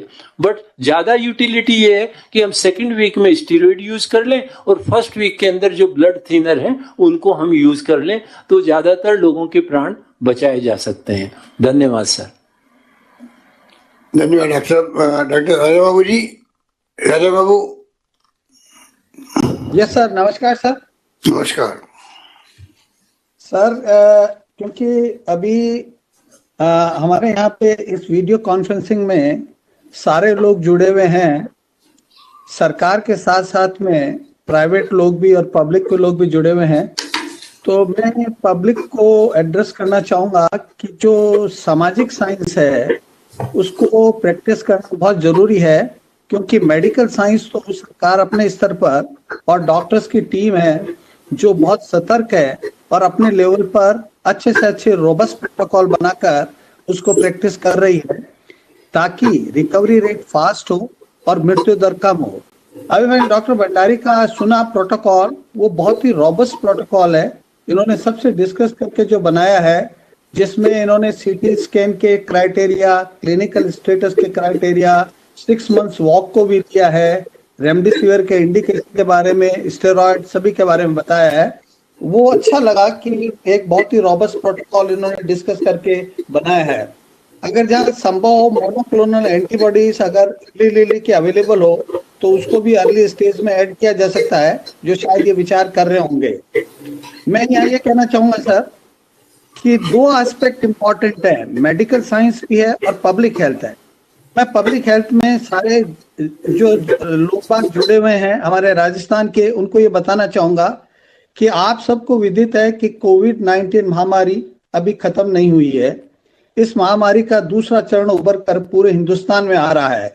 आज के दिन देश में लगभग 1,60,000 से ऊपर नए केस रिपोर्ट हो रहे हैं और सबसे ज्यादा महाराष्ट्र, केरला, तमिलनाडु में हो रहे हैं। लेकिन राजस्थान भी अछूता नहीं है। यहाँ पे मैं ये कहना चाहूंगा क्योंकि हमारी सावधानी हटी है, इसीलिए ये दुर्घटना घट रही है। श्रीमान, मैं ये निवेदन करना चाहता हूँ और लोगों को सबको अवगत कराना चाहता हूँ कि वो सतर्क रहें, सावधान रहें, क्योंकि इतिहास में जब कभी महामारियों का चरण आता है तो जब पहले चरण से दूसरा चरण, दूसरी वेव बहुत ज्यादा खतरनाक साबित हुई है। पहले चरण की तुलना में ज्यादा लोगों की जान दूसरे चरण में गई है। सन 1918 और 20 के बीच में स्पेनिश फ्लू का दूसरा चरण आया था, तो पहले चरण की तुलना में ये चरण में दूसरे में बहुत ज्यादा मृत्यु हुई थी, लाखों लोगों की जान गई थी। मैं सबको हाथ जोड़ के निवेदन कर रहा हूं कि मैं डरा नहीं रहा हूं, मैं सतर्क कर रहा हूं। मैं हर सामाजिक व्यक्ति को और सामाजिक संगठनों को और लोकल जो भी बॉडीज हैं, जैसे कि एनजीओज हैं, जैसे भी एडमिनिस्ट्रेटिव बॉडीज हैं, सभी को सतर्क करना चाहता हूं कि अगर कोविड महामारी के यदि आंकड़े देखे जाएं तो पता लगता है कि वेस्टर्न कंट्रीज में भी सेकेंड वेव ज्यादा खतरनाक हुई है, ज्यादा इन्फेक्शियस है और ज्यादा मॉर्टिलिटी है। इन्हीं सभी उदाहरणों के साथ मैं ये निवेदन करना चाहता हूं कि हमें आज सभी उपाय करने की आवश्यकता है जिनसे हमारे प्रांत देश को कोविड-19 महामारी के दूसरे चरण के हर हालत में आने से रोकें, ताकि इस महामारी के भयंकर दुष्परिणाम हमारे सामने नहीं आए, ज्यादातर लोगों को बीमार होने से बचाया जा सके और महामारी की मृत्यु दर को बिल्कुल शून्य रख पाए। जैसे कि एग्जाम्पल अभी वीरेंद्र सिंह जी ने भी बताया मास्किंग के लिए, उसके बारे में मैं हर व्यक्ति को ये कहना चाहता हूं कि मास्क है जो वैक्सीन से भी ज्यादा काम करता है। मास्क बहुत इंपॉर्टेंट है, वैक्सीन लगाने से पहले भी और वैक्सीन लगाने के बाद में भी। आपको जानकर ये बिल्कुल आश्चर्य होगा कि मास्क अगर एक व्यक्ति लगाता है, दो व्यक्ति बात कर रहे होते हैं, तो एक आदमी 70 से 75% अपना बचाव करता है, लेकिन जब अगर दोनों व्यक्तियों ने पूरा अच्छी तरह से मास्क लगा रखा है तो प्रोटेक्शन है जो 95% से ज्यादा है, जो कि शायद अच्छे से अच्छे वैक्सीन की भी प्रोटेक्शन नहीं है। दूसरा, मैं सोशल डिस्टेंसिंग, सामाजिक दूरी नहीं कह के इसको ये कहूंगा, इंटरपर्सनल दूरी है, एक दूसरे से दूरी रखें, क्योंकि जहां कहीं भी ये दूरी रखी गई है, ये नियम है सोशल साइंस का कि अगर आपने 75% इस दूरी की पालना करी है तो आप एक महीने में एक व्यक्ति 2 या 3 को ही इन्फेक्शन कर पाएगा। और अगर जैसे अभी चल रहे हैं, कोई पालना नहीं कर रहे हैं, दूरी का कोई ध्यान नहीं रख रहे हैं, तो एक व्यक्ति 406 व्यक्तियों को इन्फेक्ट करता है एक महीने में। इस बात का आप ध्यान रखें, कहां 2 व्यक्ति और कहां 406 व्यक्ति। राज्य सरकार द्वारा कोविड हेतु एसओपी जो बीमारी के फैलाव को रोकने की दृष्टि से कई प्रकार के रेस्ट्रिक्शन के बारे में बताया गया है, लेकिन पॉलिटिकल, सोशल और रिलीजियस गैदरिंग में इस एसओपी की पालना बिल्कुल नहीं हो रही है। ये महामारी के दूसरे चरण का मुख्य कारण है। तीसरा कारण ऑलरेडी अपन डिस्कस कर चुके हैं, म्यूटेशन। उसके बारे में सरकार बिल्कुल सतर्क है, म्यूटेशन को पहचानने की कोशिश कर रही है, क्योंकि म्यूटेशन जो नया वायरस आया है वो ज्यादा इन्फेक्शियस है और हो सकता है in the terms of number ज्यादा मृत्यु दर भी बढ़ाए। अतः सरकार इस बारे में सतर्क है और ज्यादा से ज्यादा पता करने की कोशिश कर रही है कि हमारे स्टेट में म्यूटेशन कितना है, क्योंकि ऑलरेडी महाराष्ट्र और पंजाब में ये म्यूटेंट वायरस है जो बहुत ज्यादा इन्फेक्शियस है और मॉर्टिलिटी भी ज्यादा करता है और तेजी से फैलाता है। मैं सभी को फिर एक बार हाथ जोड़कर विनती करता हूं कि इस वायरस के फैलाव को रोकने के लिए सरकार अपने स्तर पर प्रयास कर चुकी है और वर्तमान में भी कर रही है। आज ये चाहिए कि हर लेवल पर, सरकार के लेवल पर, एनजीओ के लेवल पर, धार्मिक और राजनीतिक स्तर पर, लोकल एडमिनिस्ट्रेशन के स्तर पर जनता को जन आंदोलन के रूप में समझाइश करके पालना हेतु प्रेरित करना चाहिए, क्योंकि किसी भी देश और राज्य के लिए जीवन और जीविका दोनों बहुत महत्वपूर्ण है। इसलिए यदि समझाइश से काम नहीं चलता है तो स्टेट को मजबूर होकर सख्ती अपनानी होगी और उसकी जरूरत भी है। कोविड अनुशासन की ईमानदारी और समझदारी से पालना करना ही सही मायने में एक मूल मंत्र है जो कि कोरोना के दूसरे चरण को आने से रोक सकता है। सरकार अपने स्तर पर बहुत अच्छा कार्य कर रही है। हम सब लोगों को जागरूक होने की जरूरत है। अस्पतालों में चिकित्सक, नर्सेज, आईसीयू, ऑक्सीजन बेड जैसी व्यवस्थाओं की कहीं भी कमी नहीं रखी गई है। यहाँ मैं अपने स्तर पर ये निवेदन करना चाहूंगा कि जो वैक्सीन है वो तुरंत लगाएं। जो भी वैक्सीन मिल रहा है और सरकार कह रही है और जिस एज ग्रुप को कह रही है वो तुरंत लगाएं और दूसरों को लगाने के लिए प्रेरित करें, क्योंकि वैक्सीन हमको साथ साथ इम्यूनिटी देता है और सीरियसली बीमार होने से बचाता है और मृत्यु दर बहुत कम, नेग्लिजिबल कर देता है। अंत में जो मूल मंत्र है उसी के बारे में मैं हाथ जोड़ के जनता से प्रार्थना करता हूं कि वो जो कोविड डिसिप्लिन है, अनुशासन है, उसकी पालना खुद करें, दूसरों से कराएं, तभी हम इस बीमारी से बच सकते हैं और वैक्सीनेशन ज्यादा से ज्यादा और जल्दी से जल्दी कराएं। Thank you very much. नमस्कार सर। नमस्कार, thank you. Doctor Ashok Agrawal ji. हाँ सर, नमस्कार जी, अशोक बोल रहा हूँ मैं। नमस्कार साहब। तो कहना चाहता हूँ कि बहुत ज़्यादा सख्ती करनी पड़ेगी, क्योंकि इलाज बहुत सही हो रहा है।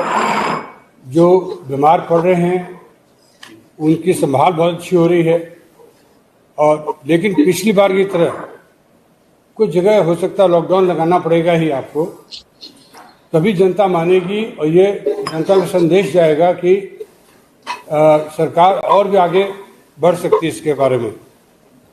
मैं ये कहना चाहता हूँ कि गांव में जो स्कूल हैं उन्हें भी एक बार फिर से बंद करना पड़ेगा, क्योंकि अब जो डेटा आ रहे हैं कि 30% पेशेंट्स गांव से आ रहे हैं और 30% की मृत्यु भी गांव से हो रही है, तो इसलिए इसका भी पूरा ध्यान रखना पड़ेगा। मुझे लगता है कि गुजरात बॉर्डर से काफ़ी लोग राजस्थान में आ रहे हैं, और वो जो पश्चिम वाले जो हमारे डिस्ट्रिक्ट्स हैं तो काफ़ी इफेक्ट ला रहे इस बात का। वहाँ पर क्या व्यवस्था हो सकती है ये मैं बता नहीं सकता हूँ, ये प्रशासन या होम डिपार्टमेंट बता सकता है, पर वो या तो उसको पूरा बंद करें या पूरा उसको सुपरवाइज करें, कि बहुत ज़्यादा ही ज़रूरी है इसको करना है। एक बात और है सर, आज जो आप कुछ भी एक्शन लेंगे उसका असर 10 दिन बाद आता है, 12 दिन बाद आता है, क्योंकि जो केसेस अभी हो रहे हैं, तैयार हो रहे हैं अंदर ही अंदर, वो अभी सामने आए नहीं हैं, लेकिन वो आज भी 1000 केस नए बन रहे हैं। तो आज हम कुछ भी ऐसा सख्त कार्य करेंगे तो 10वें दिन बाद जाकर उसमें केसेस में कमी आनी शुरू होगी। तो इसलिए हमें जरा भी सोचना नहीं चाहिए कि भाई धीरे धीरे शक्ति बढ़ाएं, पूरी जोर से शक्ति बढ़ानी चाहिए। मैं सोचता हूं कि एनजीओ को आपके द्वारा एक छोटी सी बीसी हो जाए, जिससे उनको भी आप साथ ले लें अपने साथ में, क्योंकि उनका असर कई इलाकों में काफ़ी असर है।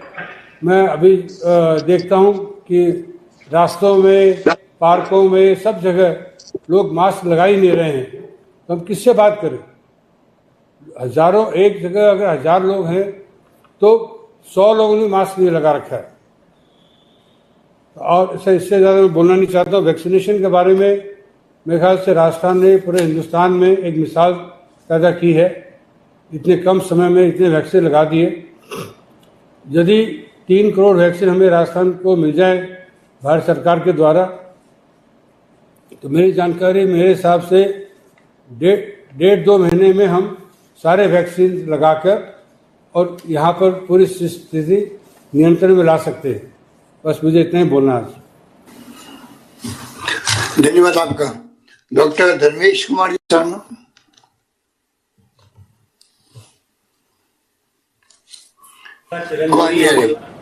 प्रदेश के लोगों को दी, और दूसरा जो अग्रेसिव एंड अप्रत्याशित कोविड वेव जो चल रहा है उसके लिए एक कोविड मैनेजमेंट, जिस पर डॉक्टर भंडारी सर ने कल पूरे राजस्थान भर के डॉक्टर्स के लिए एक प्रेजेंटेशन दिया और एक प्रोटोकॉल सेट किया, जिससे लोगों की जान बचाई जा सके और जो हमारा इंफ्रास्ट्रक्चर है उसका भी समुचित उपयोग हो सके।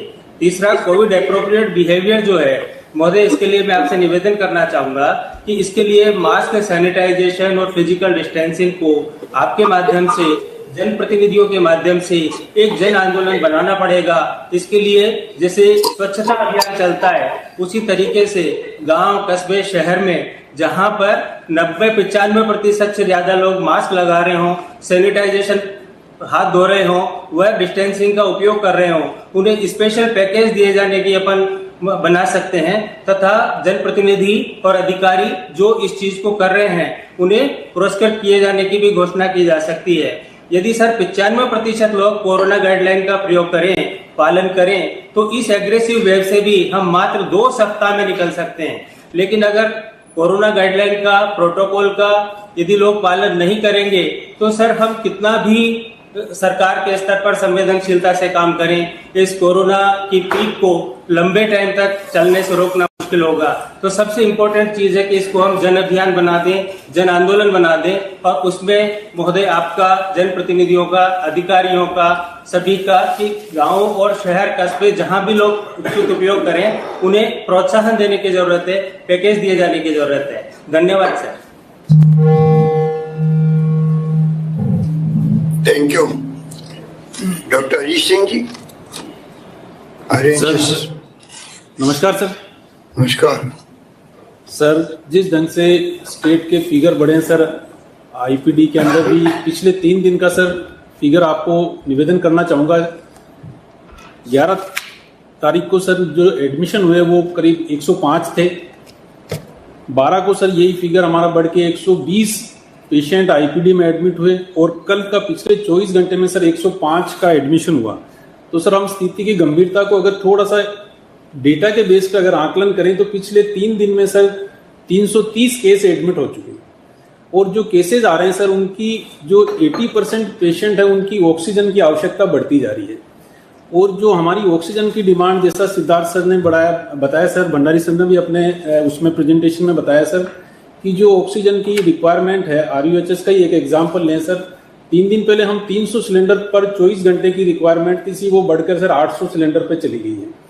और जिस ढंग से निमोनिया के केसेस और प्लस ऐसे केसेस जिनके अंदर की इनिशियली RT-PCR नेगेटिव है, फिर भी कोविड का क्लिनिकल प्रेजेंटेशन होने की वजह से धीरे धीरे हमारे डेडिकेटेड हॉस्पिटल्स पर थोड़ा प्रेशर बढ़ने लग गया सर। उसके लिए जैसे कि हम वैकल्पिक व्यवस्था के तौर पर ESI का, जयपुरिया का और अन्य एक कोविड केयर सेंटर की और आज आवश्यकता महसूस कर रहे हैं सर, वो जल्दी से जल्दी आपके दिशा निर्देशानुसार हो जाएगी तो उस केस को या उस प्रेशर को भी हम काफी हद तक रिलीज कर लेंगे सर। बाकी सर सारे पेशेंट्स का अच्छे ढंग से केयर किया जा रहा है सर। आईपीडी सारे पेशेंट्स को ध्यान में रखे सारी फैसिलिटीज उपलब्ध है सर। CT स्कैन और RT-PCR और इन्वेस्टिगेशन की सारी फैसिलिटीज हम प्रोवाइड करा रहे हैं sir. Thank you sir. Thank you, धन्यवाद आपका। डॉक्टर रमन शर्मा जी। नमस्कार सर। नमस्कार सर, हेल्थ सेक्रेटरी साहब के डेटा को अगर अपन देखें सर, तो ये केस डबलिंग टाइम जो है वो कम हो रहा है। इसका मतलब अब बहुत ज्यादा एहतियात की जरूरत है सर, क्योंकि ये ज्यादा फैलने वाला है। दूसरा सर, इसके उपाय के लिए माइक्रो कंटेनमेंट जोन जो है सर, वो बढ़ाई जानी चाहिए, अपने को ज्यादा से ज्यादा बढ़ाई जानी चाहिए उसमें, और जीरो मोबिलिटी की स्ट्रिक्ट पालना की जाए सर। ऐसा देखा जा रहा है कि सर वहां लोग इतने अभी कैजुअल हैं, कॉम्प्लिसेंट हैं और स्ट्रिक्टली फॉलो नहीं कर रहे सर। दूसरा सर, जैसे कुछ स्टेट्स रेड जोन में आ रही हैं कि जहां बहुत ज्यादा केसेस हैं, पर सर केसेस तो सारे राजस्थान के हर जिले में है सर, चाहे 50 हो, चाहे 25 हो, चाहे 100 हो, तो ये भी मायने रखते हैं सर। क्योंकि अगर अपन अभी से इसको कंट्रोल करेंगे तो आगे फैलने से रूरल अर्बन जो डिफरेंशिएशन है सर, डिफरेंशियल है, तो वो कम होगा सर। तो रूरल पे फोकस ज्यादा जरूरी है। तो इसमें सर एक सुझाव देना चाहूंगा सर कि टाइम ऑफ कर्फ्यू जो है थोड़ा एक्सटेंड कर दिया जाए, तो उससे कुछ हद तक अपने को लिमिटेशन हो सकेगी सर। दूसरा, ये थ्रू आउट द स्टेट एक साथ ही अप्लाई करें, क्योंकि आज कम है रूरल एरिया, ग्रामीण क्षेत्रों में, पर शायद अगले हफ्ते ना रहे, क्योंकि ये लगातार सर डबलिंग टाइम बढ़ रहा है, कम हो रहा है सर। सर इसमें अपने को सर, जैसे अपन स्ट्रिक्ट फॉलो करें, लास्ट टाइम जब लॉकडाउन था और जब लॉकडाउन खुला रिवर्सल की तरह, तो ये लोगों के डर था कि कर्फ्यू पास, इस तरह से एक पब्लिसिटी होनी चाहिए कि कर्फ्यू पास के बिना आप घर से बाहर ना निकलें, शाम को 6 या 7 जब भी है, तो थ्रू आउट द स्टेट होना चाहिए। और कर्फ्यू पास का एक जरूर लोगों के मन में होना चाहिए कि हाँ, मेरे पास पास नहीं है तो मैं बाहर जाने से डरूं। दूसरा सर, ये वैक्सीनेशन का जो है उसमें तो परसेंटेज देखी जाए, चाहे करोड़ लोगों का हो गया हो या इतना परसेंटेज केसेस हो गए हो वैक्सीनेट, उसमें सर जब तक 40-45% की लिमिट नहीं आ जाएगी, जैसे यूके और यूएसए वगैरह में देखा, तो वहां सर डिक्रीमेंट हो रहा है सर, कम होए जा रहे हैं। तो वैक्सीनेशन का जो कैनवस है सर, वो बढ़ना चाहिए जल्दी से जल्दी। परसेंटेज वाइज अभी अपना देश, पूरे देश में ही काफी कमी है सर वैक्सीनेशन की। और सर एक WHO चीफ ने जो लेटेस्ट अभी जानकारी दी है सर, तो मास्क, सैनिटाइजेशन, सोशल डिस्टेंसिंग तो है ही। चौथा सर, उन्होंने अब वेंटिलेशन को और ऐड कर दिया है। वेंटिलेशन बड़ा प्रॉपर, अब गर्मियां आ रही है सर, इसमें अपने को close air spaces, close rooms, close hall में जहां एयर कंडीशनर चलते हैं तो वहां एरोसोल जनरेशन का खतरा होता है। तो इस तरफ भी ध्यान देना चाहिए कि वेंटिलेशन बहुत अच्छा हो सर। जहां भी पास पास घर हैं, एक घर में ज्यादा लोग हैं, तो वहां पे वेंटिलेशन का इंतजाम खुद जनता अपने आप करे सर। दूसरा सर, कल जो SMS टीम ने काफी डिस्ट्रिक्ट एंड मेडिकल कॉलेजेस से इंटरेक्शन किया, बहुत लंबा क्वेश्चन आंसर सेशन चला।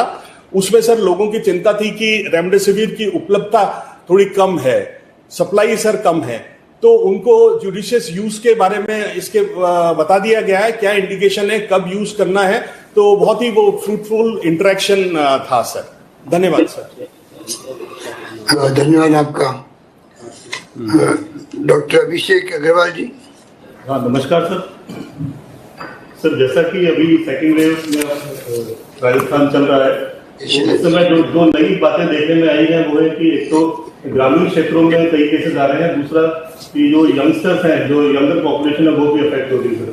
तो इसके लिए सर दो मुख्य काम कर सकते हैं सर। एक तो जो रेट ऑफ राइज है सर, क्योंकि सेकेंड वेव में अपन चल रहे हैं, तो rate of rise of cases है उसको कम किया जाए। उसको कम करने के लिए सर एक तो मोबिलिटी लिमिट की जाए सर।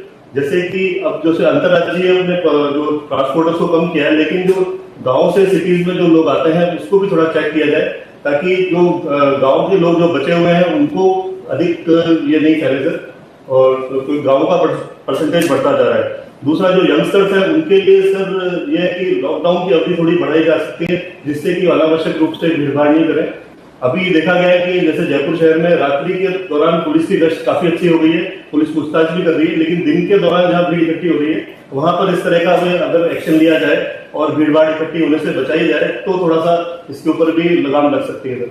दूसरा सर, इसके अंदर जो सेकेंड वेव चल रही है, इसके अंदर दूसरा है इम्पोर्टेंट की रिसोर्सेज जो अपने पास अवेलेबल है उनका जुडिशियस यूज किया जाए सर। इसके बारे में जैसे कल जो गाइडलाइन बताई गई थी सारे राजस्थान को जो विचार विमर्श किया गया था, उसके अनुसार बेड, मेडिसिन, ऑक्सीजन, वेंटिलेटर सभी का गाइडलाइन के अनुसार उपयोग किया जाए और अनावश्यक यूज से बचना चाहिए।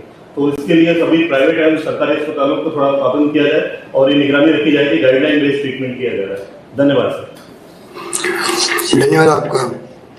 डॉक्टर SK सिंह साहब। Good afternoon sir. नमस्कार सर। कोरोना का जो केसेस बढ़ रहे हैं और जो आप सरकार हमारी बहुत अच्छी तरह से मैनेज कर रही है, इसके अलावा थोड़ा सा एकेडमिक पॉइंट ऑफ व्यू से अगर सर हम बात करें तो जीन सीक्वेंसिंग के लिए जो सैंपल हमने अभी तक जयपुर से पूरे स्टेट से भेजे हैं, 1695 सैंपल भेज चुके हैं, और IGIB न्यू दिल्ली में और 508 सैंपल हमारे उन्होंने टेस्ट किए हैं, जिसमें से पिछले हफ्ते तक 4 पॉजिटिव रिपोर्ट थी। एक इसी हफ्ते कल उन्होंने एक और पॉजिटिव रिपोर्ट बताया है। तो हमारे राजस्थान में सर वेरिएंट की जो दर है वो काफ़ी कम है, इसीलिए वो लोग इतने प्रायोरिटी पे नहीं है हमारा टेस्टिंग, ऐसा वहाँ से इंफॉर्मेशन आया है। लेकिन जैसे पंजाब का स्टेट में, पंजाब में उन्होंने करीब 875 सैंपल में से 414 वेरिएंट उनके पॉजिटिव आए हैं, और हम देख भी रहे हैं कि वेरिएंट का असर हो सकता है सर। ये जो ज़्यादा ट्रांसमिशन हो रहा है, यंगर एज ग्रुप भी ज़्यादा अफेक्टेड हो रहा है और ज़्यादा पॉपुलेशन अफेक्टेड हो रही है, तो हमारे यहाँ भी अब थोड़ा सा सतर्क रहने की ज़रूरत है सर। और मेरा आपसे रिक्वेस्ट है सर, हमारे यहाँ जीन सीक्वेंसिंग का हम अपने यहाँ शुरू कर सकते हैं, इसके लिए थोड़ा सा फंड की ज़रूरत पड़ेगी sir. Thank you sir.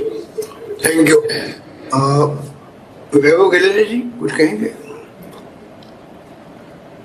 Sir वैसे सिद्धार्थ ने सारे ही पॉइंट्स कवर कर लिए हैं और इन टेंडम ही हम लोग वर्क कर रहे हैं सर। 2-3 इश्यूज पर मैं कहूँगा सर कि एक तो रेमडेसिविर की जो सिचुएशन है, कल की VC का काफ़ी पॉजिटिव फीडबैक रहा है सर। आज भी मेरी वेरियस मेडिकल कॉलेजेस में बात हुई थी और सभी ने कल की VC का जो प्रोटोकॉल डॉक्टर भंडारी उनकी टीम ने सजेस्ट किया वो डाउन द लाइन पर्कुलेट किया है, और उसके कारण से जो कुछ इरेशनल यूज़ हो रहा था जो जरूरी नहीं था वो रेगुलेट हो पाएगा, और जो जरूरी है सर उनको निश्चित रूप से देंगे सर। रेमडेसिविर का सर सप्लाई जैसा RMSCL से भी हम लगातार टच में है, सफिशिएंट स्टॉक है और लगातार स्टॉक आ रहा है सर। पर डे हमारा कंजम्पशन लगभग 2000 रेमडेसिविर का हो रहा है सर, और उसके आधार पे लगभग जो सप्लाई डेली आ भी रही है, तो मैं नहीं सोचता सर कि वैसा क्राइसिस उत्पन्न होगा, बट फिर भी डेली मॉनिटरिंग करके उसको हम इंश्योर कर लेंगे सर। दूसरा सर, जहाँ तक बेड पोजीशन के प्रश्न है सर, लगातार एडिशनल स्पेस हम क्रिएट करते जा रहे हैं सर, जैसे जैसे जरूरत पड़ रही है। जैसे उदयपुर में और जरूरत पड़ी तो कुछ 100 बेड की कैपेसिटी और जनरेट कर ली, RUHS का से भी सेशन आया है, तो जैसे जैसे जरूरत होगी सर बेड कैपेसिटी जनरेट कर लेंगे। और एक सर जो PG स्टूडेंट्स हैं सर, उनके एग्जाम्स मई माह में होते हैं सर, अगले माह में उनके एग्जाम्स होंगे, परंतु वर्तमान में जो परिस्थिति सर, नया जो PG स्टूडेंट का जो बैच है वो हमें लगभग सितंबर तक मिलेगा सर। और ये PG स्टूडेंट सर हमारे काफ़ी इंपॉर्टेंट होते हैं सर, ट्रीटमेंट के लिए फ्रंट एंड पे काम करते हैं रेजिडेंट डॉक्टर के रूप में, तो उसके एग्जाम को सर हमें डेफर कराना होगा ताकि ये लोग डेडिकेटेड वे में अपनी ड्यूटीज कर सकें। अदरवाइज इनके अभी एग्जाम का प्रेशर आ गया सर, तो वो PG स्टूडेंट्स के जो एग्जाम है उसको डेफर करने के लिए एक आपकी परमिशन हमें चाहिए होगी सर, वो RUHS को अकॉर्डिंगली हम डायरेक्शंस दे देंगे सर। टेस्टिंग वाइज सर पहले भी निवेदन कर चुका हूँ सर, हमारी एट पार्ट चल रहा है सर, जैसे सैंपल्स आ रहे हैं, टेस्ट हो रहे हैं और कैपेसिटी बढ़ाने के लिए हमने काम कर लिया है sir. Thank you sir. Sir ये एग्जाम्स पोस्टपोन करना वाला बहुत जरूरी है सर, थैंक यू। डॉक्टर चाहिए होंगे सर। देता जी।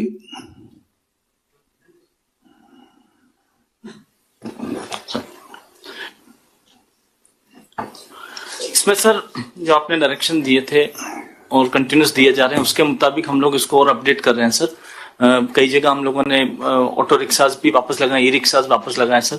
आपके संदेश वाले अब तक 57 लाख हमने बटा चुके हैं सर, जो घर घर जाके सफाई कर्मचारी और कर रहे हैं सर। उसके अलावा पेनल्टी और सख्ती अपार्ट फ्रॉम जॉइंट टीम हमारी टीम और कर रही है सर। मास्क वितरण वापस पुनः प्रारंभ कर दिया और अब तक हमें जो पिछले 10 दिन में ये फिगर सर लगभग 4 लाख प्लस हो गया सर। जहां बाहर शहरों में जहां ये नाइट कर्फ्यू वगैरह है, जहां ज्यादा कोविड है, वहां हम लोग इसको फोकस कर रहे हैं सर। उसके अलावा बैनर का हम लोग कर रहे हैं सर, वाहन का प्रचार प्रसार मैंने जैसे निवेदन किया। इसमें सर कई जगह रैली और कई जगह जैसे NGOs वगैरह और आज जैसे बीकानेर में स्काउट वगैरह, उनको भी एक्टिवेट वापस कलेक्टर साहिबानों ने इसमें जोड़ने का वापस किया सर, जैसे बात आ रही है उस आधार पर सर।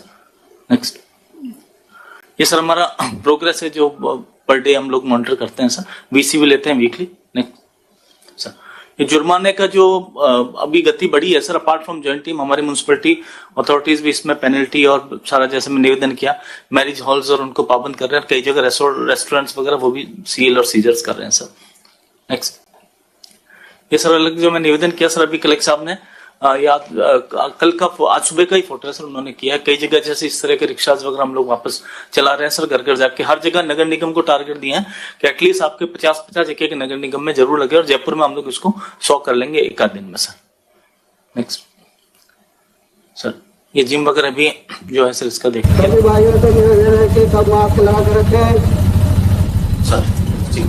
हमारे चाय वाले भैया मास्क लगा के रखो, भैया मास्क लगा के रखो, बड़े भाइयों से निवेदन है कि मास्क लगा के रखें। इसमें सर हम लोगों ने यहाँ से तैयार करके एक पैम्पलेट दिया है जो इस ऑटो रिक्शा वाले के पास रहेगा, क्या क्या ध्यान रखना है यहाँ से तैयार करके दिया, वो डिस्ट्रीब्यूट भी करेगा और वहाँ सबको वो पढ़ के भी बताएगा सर, रोका टोकी करता रहेगा सर। नेक्स्ट, ये सर अजमेर का है जो रिक्शाज वगैरह रवाना हो रहे हैं, उसके साथ साथ मेड़ता सिटी में रैली वगैरह का है सर। ये मास्क बांटने का है इसका सर ब्यावर में। नेक्स्ट, इसके साथ साथ भरतपुर संभाग में अलग अलग जगह का है सर, जो जागरूकता रैली का है जो प्रयास कर रहे हैं सर।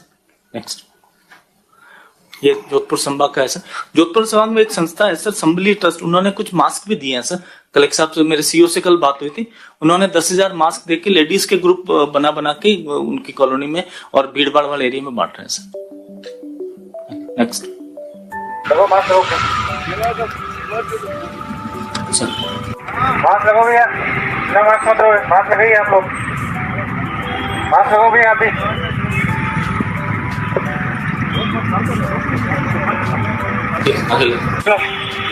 लगो मास्क लगो। जैसे वीरेंद्र सिंह जी कह रहे हैं, इस पे भी हम लोग फोकस रखें, मास्क अच्छे से लगे सर और फिटेड मास्क रखें, वो भी रोकने का कार्रवाई चल रही है सर। नेक्स्ट सर, नेक्स्ट, ये अलग अलग कोटा का है सर, सीजर्स की कार्रवाई है, बालरा पाटन का असर, छोटी छोटी जगह का हम लोग regular. Next, thank you sir.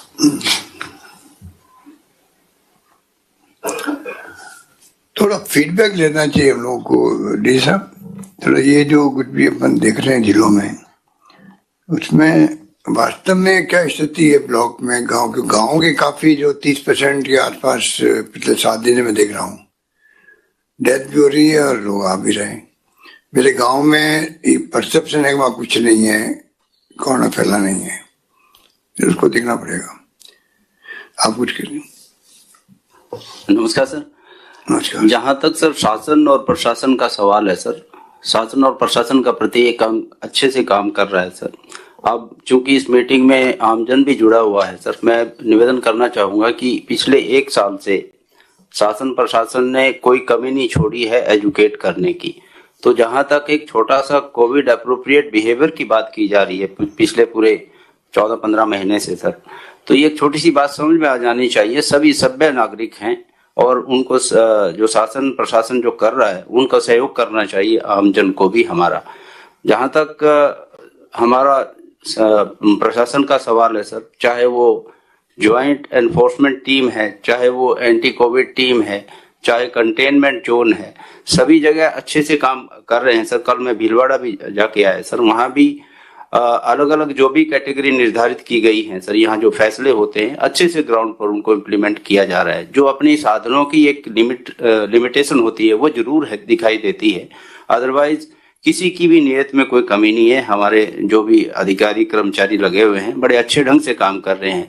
अब नागरिकों को, आमजनों को चाहिए कि वो हमारा सहयोग करें, हमें फोर्स ना करें कि हम डंडा उठाएं, सख्ती करें।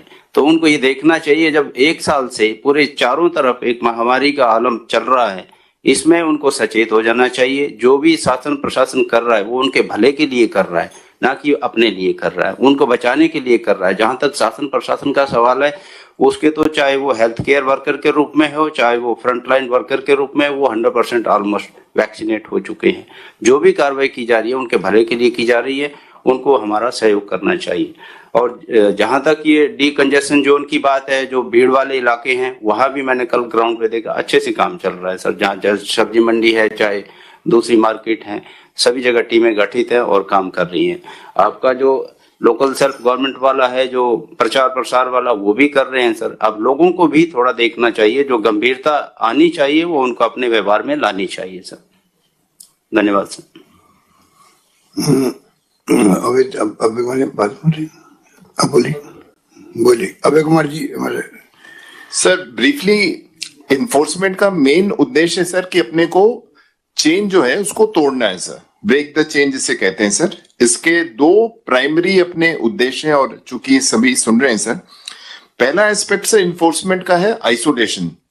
तो आइसोलेशन में आज की तारीख में सर करीब 1996 प्रिसाइज नंबर है sir, micro containment zone Rajasthan में बनाए गए हैं। इसका अर्थ यह है कि सर वहां पे जो लोग कोविड पॉजिटिव पाए गए हैं वो वहीं रहें और उनके संपर्क में बाकी लोग नहीं आए, ताकि ये जो वायरस है वो फैले नहीं सर। इनमें अजमेर में 100 बने हैं सर, जयपुर में 178 हैं, जोधपुर में 75, उदयपुर में 106, चित्तौड़ में 192। यानी जहां जहां इस तरह से केसेस आ रहे हैं माइक्रो कंटेनमेंट जोन बनाया जा रहा है, एरियाज को सील किया जा रहा है, इंश्योर किया जा रहा है वो बाहर नहीं आए सर। ऐसी घटना सर सिरोही में हुई कि जो लोगों को कहा गया था कि आप होम आइसोलेशन में रहें और वो होम आइसोलेशन की पाबंदी को पालना नहीं कर रहे थे सर, तो 24 लोग ऐसे हैं सिरोही में जिनको हमने इंस्टीट्यूशनल कोविड केयर सेंटर में मूव किया है सर। पूरे राजस्थान में इस प्रकार से 63 लोगों को मूव किया गया है। जो नेक्स्ट एस्पेक्ट है वो है कि अपनी कोविड एप्रोप्रिएट बिहेवियर, जैसे डॉक्टर साहब भी बता रहे थे, कि फॉलो किया जाए ताकि एक व्यक्ति से दूसरे व्यक्ति में, जिसमें हमें पता नहीं कि वो पॉजिटिव है या नहीं है, ये नहीं फैले सर। इसके लिए जॉइंट एनफोर्समेंट टीम्स बनाई गई हैं और पूरे राजस्थान में करीब 400, पिछले 24 घंटे में करीब 398 प्रेमिसेस सील की गई हैं सर। इनमें जयपुर में है 47 सर, सीकर में 37, जोधपुर में 35, झालावाड़ में 41, उदयपुर में 30 और चित्तौड़ में 45। इसमें मेरा ये भी निवेदन है कि नेबरहुड में भी लोग अपनी जान पहचान में थोड़ी सी वो निगरानी सी रखें कि जो बाहर से लोग आते हैं वो अपने को आइसोलेट करके रखें, उनके सिम्टम्स नहीं हो तो ही बाहर निकले। अपन जितना जागरूक रहेंगे, मास्क लगा के रखेंगे, दूरी बना के रखेंगे, वो ठीक रहेगा सर। एक और मैं कहना चाहता हूं सर, डॉक्टर गुलेरिया जी कह रहे थे कि बिना इनवाइट किए कोविड नहीं आता है, यानी हम बाहर जाते हैं, कोविड अप्रोप्रिएट बिहेवियर की पालना नहीं करते हैं और फिर हम इनवाइट करके कोविड को घर में लाते हैं सर। इसलिए सर इसकी आवश्यकता है सर। दूसरा लास्ट इशू ये कहना चाहूंगा, पिछले 3-4 दिनों से हमारे जिला प्रशासन और पुलिस के अधिकारियों ने सभी रिलीजियस लीडर्स और मार्केट एसोसिएशन से काफी अच्छा संपर्क किया है। हमें काफी अच्छा कोऑपरेशन मिल रहा है। अधिकतर स्थानों पे जहां पे ये फैल रहा है सर, वहां पे जो रिलीजियस लीडर्स हैं अपने जो स्थल है उनको बंद किया है। बहुत कम लोग ही दर्शन कर रहे हैं सर, और मार्केट एसोसिएशंस ने जो हमारे रिक्वेस्ट है उसको मानते हुए, समय की पालना करते हुए सर मार्केट्स बंद कर रहे हैं, और शॉप्स भी कोशिश कर रहे हैं कि वो लोग जो ग्राहक जिनके साथ व्यवहार कर रहे हैं वो मास्क लगा के रखें। इसी प्रकार से ये आगे चलकर जन आंदोलन बन पाएगा सर। आपके मार्गदर्शन में हम कार्य करते रहेंगे सर। शुक्रिया। हमारे स्वास्थ्य मंत्री रघु शर्मा जी भी जुड़े हुए हैं भीलवाड़ा से। वो बोले उसके पहले मैं चाहूंगा कि वो भी संदेश देंगे पब्लिक को, क्योंकि करीब 2,54,391 लोग जुड़े हुए हैं अभी पूरे इस ओपन पीसी के अंदर। तो पहले चीफ सेक्रेटरी साहब बोलेंगे, उसके बाद में हमारे शिक्षा मंत्री बैठे हैं, वो अपनी बात कहेंगे और पब्लिक को मैसेज देंगे किस प्रकार से उनको, जैसे राजा बाबू ने कहा कि सबसे आवश्यक है कि हम कैसे प्रोटोकॉल का निर्वहन करें, जो वैक्सीन की तरह इम्पोर्टेंट है। और जिस प्रकार इतिहास गवाह है कि जब जब दूसरी लहर आई है वो खतरनाक होती है, और बहुत खतरनाक मामला है। पब्लिक को अभी तक समझ में आ नहीं रहा है, ज्यादा सख्ती करना उचित नहीं समझते हैं। इसलिए चाहेंगे कि जो हमारे साथी सुन रहे हैं अभी पूरे राजस्थान के अंदर, पिछली बार भी आपने खूब इमदाद करी, सहयोग किया पूरे प्रदेशवासियों ने, एनजीओ ने, धर्म गुरुओं ने, पॉलिटिकल पार्टी लोगों ने, कोई कमी नहीं रखी आम जनता ने, तब जाके अपन कोविड की पहली लहर का मुकाबला करने में कामयाब हो सके। अब जो दूसरी लहर जिस रूप में आई है, अचानक ही आई है, उम्मीद तो थी आने की, पर जिस प्रकार से आई है और 1 अप्रैल के बाद में तो मैं समझता हूँ कि जिस प्रकार कैजुअलिटी हो रही है, जिस प्रकार से संख्या बढ़ती जा रही संक्रमितों की, ये बहुत ही चिंताजनक है। और तो शुरुआत है, पिछली बार तो मार्च अप्रैल में शुरुआत हुई थी और अक्टूबर नवंबर में जाके पीक आया था। अभी अप्रैल में ही पिछली बार की पीक के मुकाबले में हम आगे बढ़ चुके हैं। तो बहुत ही स्थिति गंभीर है। गंभीरता को आम जनता को समझना पड़ेगा और आप हम सबको समझाना पड़ेगा। मैं चाहूंगा कि उसी रूप में मुकाबला करें जिस प्रकार पहली लहर का मुकाबला किया था। आज हमारे पास अनुभव है जो पहले नहीं था। आज हमारे पास इंफ्रास्ट्रक्चर है, अस्पतालों के अंदर टेस्टिंग फैसिलिटीज है, वेंटिलेटर्स हैं, आईसीयू बेड्स हैं, ऑक्सीजन की कमी नहीं है, दवा की कमी नहीं है, सब तरह की व्यवस्था है। पर मुकाबला करने के लिए जब तक हम लोग आपन सहयोग नहीं करेंगे, अगर संख्या बढ़ती जाएगी तो एक लिमिट के बाद में अस्पतालों की स्थिति भी विकट हो जाएगी। मुख्य बात ये, चीफ सेक्रेटरी साहब आप अपनी बात करें। परम सम्माननीय मुख्यमंत्री महोदय, शिक्षा राज्य मंत्री जी, लिंक से जुड़े हुए माननीय स्वास्थ्य मंत्री जी, हमारे सारे अधिकारी साथियों, डीजी साहब और चिकित्सक एक्सपर्ट्स और जो हमारे परामर्शदाता हैं इस महामारी के संबंध में, वो भी विराजे हैं। और पूरे राज्य भर से जैसा कि बताया जा रहा है लगभग 2.5-3 लाख लोग इससे जुड़े हुए हैं। आप सभी का आपके इस कोरोना नियंत्रण कार्यक्रम में भागीदारी जो आपकी हो रही है, मैं सोचता हूँ ये बहुत अनिवार्य और जरूरी है। लगभग सभी बातें आप लोग जानते हैं और अभी पिछले घंटे भर से भी हम सुन रहे हैं। ये एक ऐसी महामारी है जिसको मैं सोचता हूँ कि राजस्थान में पिछले साल जब ये इसका सामना हमने किया और माननीय मुख्यमंत्री जी ने सतत रूप से मॉनिटरिंग करके, नियमित रूप से विजिट करके हम सबको आगाह किया, जागरूक किया, और जिसमें मैं सोचता हूँ कि चिकित्सकीय व्यवस्थाओं के साथ साथ राजस्थान की जनता ने, राजस्थान के नागरिकों ने माननीय मुख्यमंत्री महोदय के अपील पर या निर्देशों पे जिस तरह से अपने व्यवहार को ढाला, ये उसी का परिणाम था कि राजस्थान गत वर्ष लगभग 1 साल तक इस कोरोना से संघर्ष करते हुए पूरे देश में व्यवस्था एवं मैनेजमेंट के हिसाब से सर्वोपरि माना गया, क्योंकि ये जो बीमारी ऐसी बीमारी है जिसमें चिकित्सा एक इसका पक्ष है।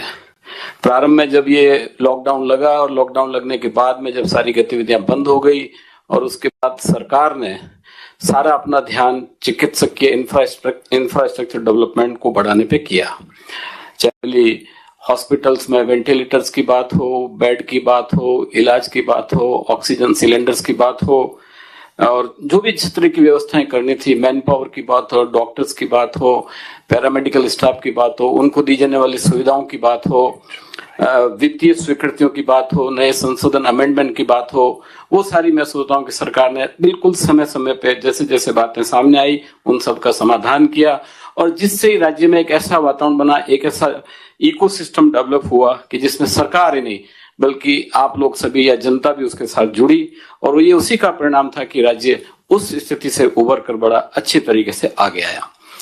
अब जहां तक सवाल है ये जो वापस दूसरी लहर आई है, जैसा कि दुनिया के अधिकतर मुल्कों में भी देखा गया है कि दूसरी लहर आई है और कहीं गंभीर आई है, कहीं तुलनात्मक रूप से कम आई है। हमारे यहाँ निश्चित रूप से प्रथम चरण में बड़ा अच्छा कार्य हुआ, लॉकडाउन लग गया, लॉकडाउन लगने से जिसे कहना सख्ती हुई, और सख्ती के कारण पिछले साल में जो फिगर्स थे वो नियंत्रण में रहे। इस साल चूंकि लॉकडाउन लग नहीं पा रहा है, लॉकडाउन एक बहुत ही जिसे कहना चाहिए कठिन और बहुत ही कठोर उपाय है जिसको सरकार जहां तक संभव हो टालने का प्रयास कर रही है, लेकिन इसका मतलब ये भी नहीं है कि सरकार को सख्ती न करना पड़े, और इसका निर्णय अब मैं सोचता हूं कि जनता के कंधों पे है, आप और के हमारे सबके कंधों पे है। अधिकतर चिकित्सकीय परामर्श पूरी दुनिया में अब दूसरे लहर में यही आ रहा है कि दवाई अपनी जगह है, दवाई बहुत अनिवार्य है, हॉस्पिटल्स भी अपनी जगह हैं, वो भी बहुत अनिवार्य हैं, वो कोरोना बीमारी होने पे नियंत्रण करेंगे या वो डेथ रेट को कम करेंगे। हालांकि राजस्थान में आज की जो संख्या आई है वो लगभग 25 से भी ज्यादा 28 की डेथ रेट है, और ये डेथ रेट मैं सोचता हूँ कि तुलनात्मक रूप से थोड़ी चिंता का विषय है, इसलिए चिंता अभी भी बनी हुई है। और अगर ये चिंता बनी हुई है तो इसमें दो उपाय हो सकते हैं। एक तो ये जो हमारा चिकित्सक और दवाओं का इलाज है वो तो सुदृढ़ राजस्थान में है, अच्छे अच्छे डॉक्टर्स हैं, परामर्श दे रहे हैं, दवाइयां उपलब्ध है, व्यवस्था पूरी है। और दूसरी जो इसकी भूमिका है, दूसरा जो रोल है, और वो रोल है जनता का, और जिसके लिए कहा जाता है कि कोरोना एप्रोप्रिएट बिहेवियर, मतलब कि कोरोना के अनुकूल व्यवहार। जब तक पूरा समाज, जब तक हर नागरिक इस बात को गहराई से नहीं समझेगा कि अगर हमने कोरोना एप्रोप्रिएट बिहेवियर नहीं किया तो ये पता ही नहीं चलेगा, आगे से आगे बीमारी ऐसी फैल जाएगी कि ये एक संकट हमारे सामने बन जाएगा। और इसलिए बहुत जरूरी है कि सभी नागरिक राजस्थान के इसके माध्यम से, अखबारों के माध्यम से और सरकार के विभिन्न विज्ञापनों के माध्यम से बार बार माननीय मुख्यमंत्री जी आपको अपील करते रहते हैं, आगाह करते रहते हैं कि हमें कोरोना एप्रोप्रिएट बिहेवियर अपनाना है। और उसमें मूलतः कोई बड़ी बात नहीं है, जो हम सब जानते हैं, मूलतः उसमें 3-4 बातें आती है। अब सभी जगह कहा जा रहा है कि मास्क बहुत अनिवार्य है, और मास्क कोई ऐसा टेढ़ा काम भी नहीं है, मास्क कोई इतना महंगा काम भी नहीं है, और इसलिए हमारे स्वास्थ्य के लिए, बल्कि हमारे लिए नहीं लेकिन आम नागरिकों के लिए, जनता के लिए कि हमको मास्क लगाना चाहिए, और नियमित रूप से मास्क लगाने का तरीका, उस जो वैज्ञानिक तरीका है उसी अनुरूप अच्छे से हमें मास्क लगाना है। तो पहला तो काम है कि हमें मास्क लगाना ही चाहिए। 2 गज की दूरी है, ये जिस तरह से मैं सोचता हूँ कि जब कभी हम मार्केट में देखते हैं या बाजार में देखते हैं या खुलेपन में देखते हैं कि कभी कभी थोड़ा सा हम इसमें लापरवाही कर जाते हैं, तो ये भी हम सबका कर्तव्य है कि जो आवश्यक दूरी है, मास्क पहनने के बाद भी जो आवश्यक दूरी है, संख्या का जो सीमा है, संख्या की जो नियम बताई गई है उसकी हम पालना करें, और वो हमारा परम कर्तव्य है। और तीसरा जो ये स्वास्थ्य की सारी बातें हैं, हाथ धोना है, सफाई रखना है, अच्छे से जिसे कहना चाहिए शरीर को मेंटेन करना है, अच्छी खुराक लेना, ये सारी बातें हैं ताकि उससे इम्यूनिटी बनी रहे और हम बीमार न पड़े।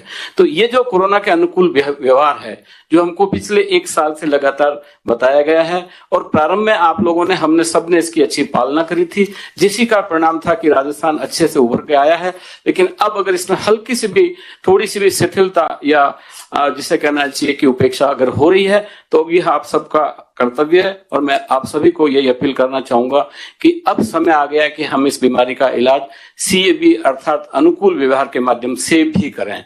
दवाइयों से भी करें, अस्पताल से भी करें, सारा प्रोटोकॉल नियम की पालना करें, वो तो है ही है। लेकिन उसके साथ साथ अब हमारी जिम्मेदारी, अदद जिम्मेदारी ये बन गई है कि हम कोरोना के अनुकूल व्यवहार को सख्ती से अपनाएं, हम भी अपनाएं, पड़ोसियों को भी कहें, परिवारजन को भी कहें, और जो भी हमारे मित्र हैं सारे समाज में, गांव में, गली में, मोहल्ले में, शहर में, सब जगह हमें इस बात को बताना चाहिए कि जब तक इस महामारी का पूरा समापन नहीं हो जाता तब तक प्रत्येक नागरिक को, प्रत्येक व्यक्ति को कोरोना के अनुकूल व्यवहार करना पड़ेगा, और कोरोना के अनुकूल व्यवहार करने से ही वो स्वयं को और समाज को बचा पाएगा। मेरी आपसे यही अपील है, और मैं सोचता हूं कि जिस तरह से अभी तक आप लोगों ने इस काम को अच्छे से अंजाम किया है, पुनः आप उसी लाइन पे, उसी रीति से, उसी नीति से चल के इस बीमारी का समाधान करेंगे। और माननीय मुख्यमंत्री जी की जो अथक प्रयास और पिछले साल भर से जो मेहनत की गई है, इसी मेहनत को और ज्यादा हम पालना करके सफल बनाएंगे। धन्यवाद। धन्यवाद। गोविंद दाता जी, शिक्षा मंत्री। माननीय मुख्यमंत्री जी, सीएस साहब, डीजीपी साहब, जुड़े हुए तमाम जनप्रतिनिधिगण, अधिकारीगण, माननीय चिकित्सा मंत्री जी, क्योंकि ये एक वैश्विक महामारी है और इसके बारे में अगर कोई सबसे ज्यादा जानकारी रखते हैं तो वो हमारे डॉक्टर साहिबान हैं। तो डॉक्टर साहिबान ने जो राय दी है वो तकरीबन यही है कि ये सेकंड जो फेज है वो खतरनाक है, हम सबको सावधानी बरतनी चाहिए। हम प्रजातांत्रिक व्यवस्था में रहते हैं और उसी के माध्यम से चुनाव जीत करके आते हैं और सरकार में आते हैं, तो निश्चित रूप से हमें भी जो 51% लोग कहते हैं वो बात माननी चाहिए। तो सही बात यह है कि अब हमें और ज्यादा सतर्कता की आवश्यकता है, और जो मोटा मोटी बनी है उसमें एक तो चुनावी रैलियां जो होती हैं उसमें हम अपने आप को रोक नहीं पाते, ये हमारी मजबूरी होती है, और सुप्रीम कोर्ट ने कह दिया कि भाई चुनाव तो होंगे, तो फिर हमारे लिए थोड़ी सी दिक्कत होती है। और उससे समाज में हम जब मैसेज देते हैं तो वो उसको गंभीरता से नहीं लेते कि साहब आप तो चुनाव में जाते हो, रैलियां करते हो, और हमको कहते हो शादियों में आदमी नहीं बुला पाओगे और नहीं बुला पाओगे।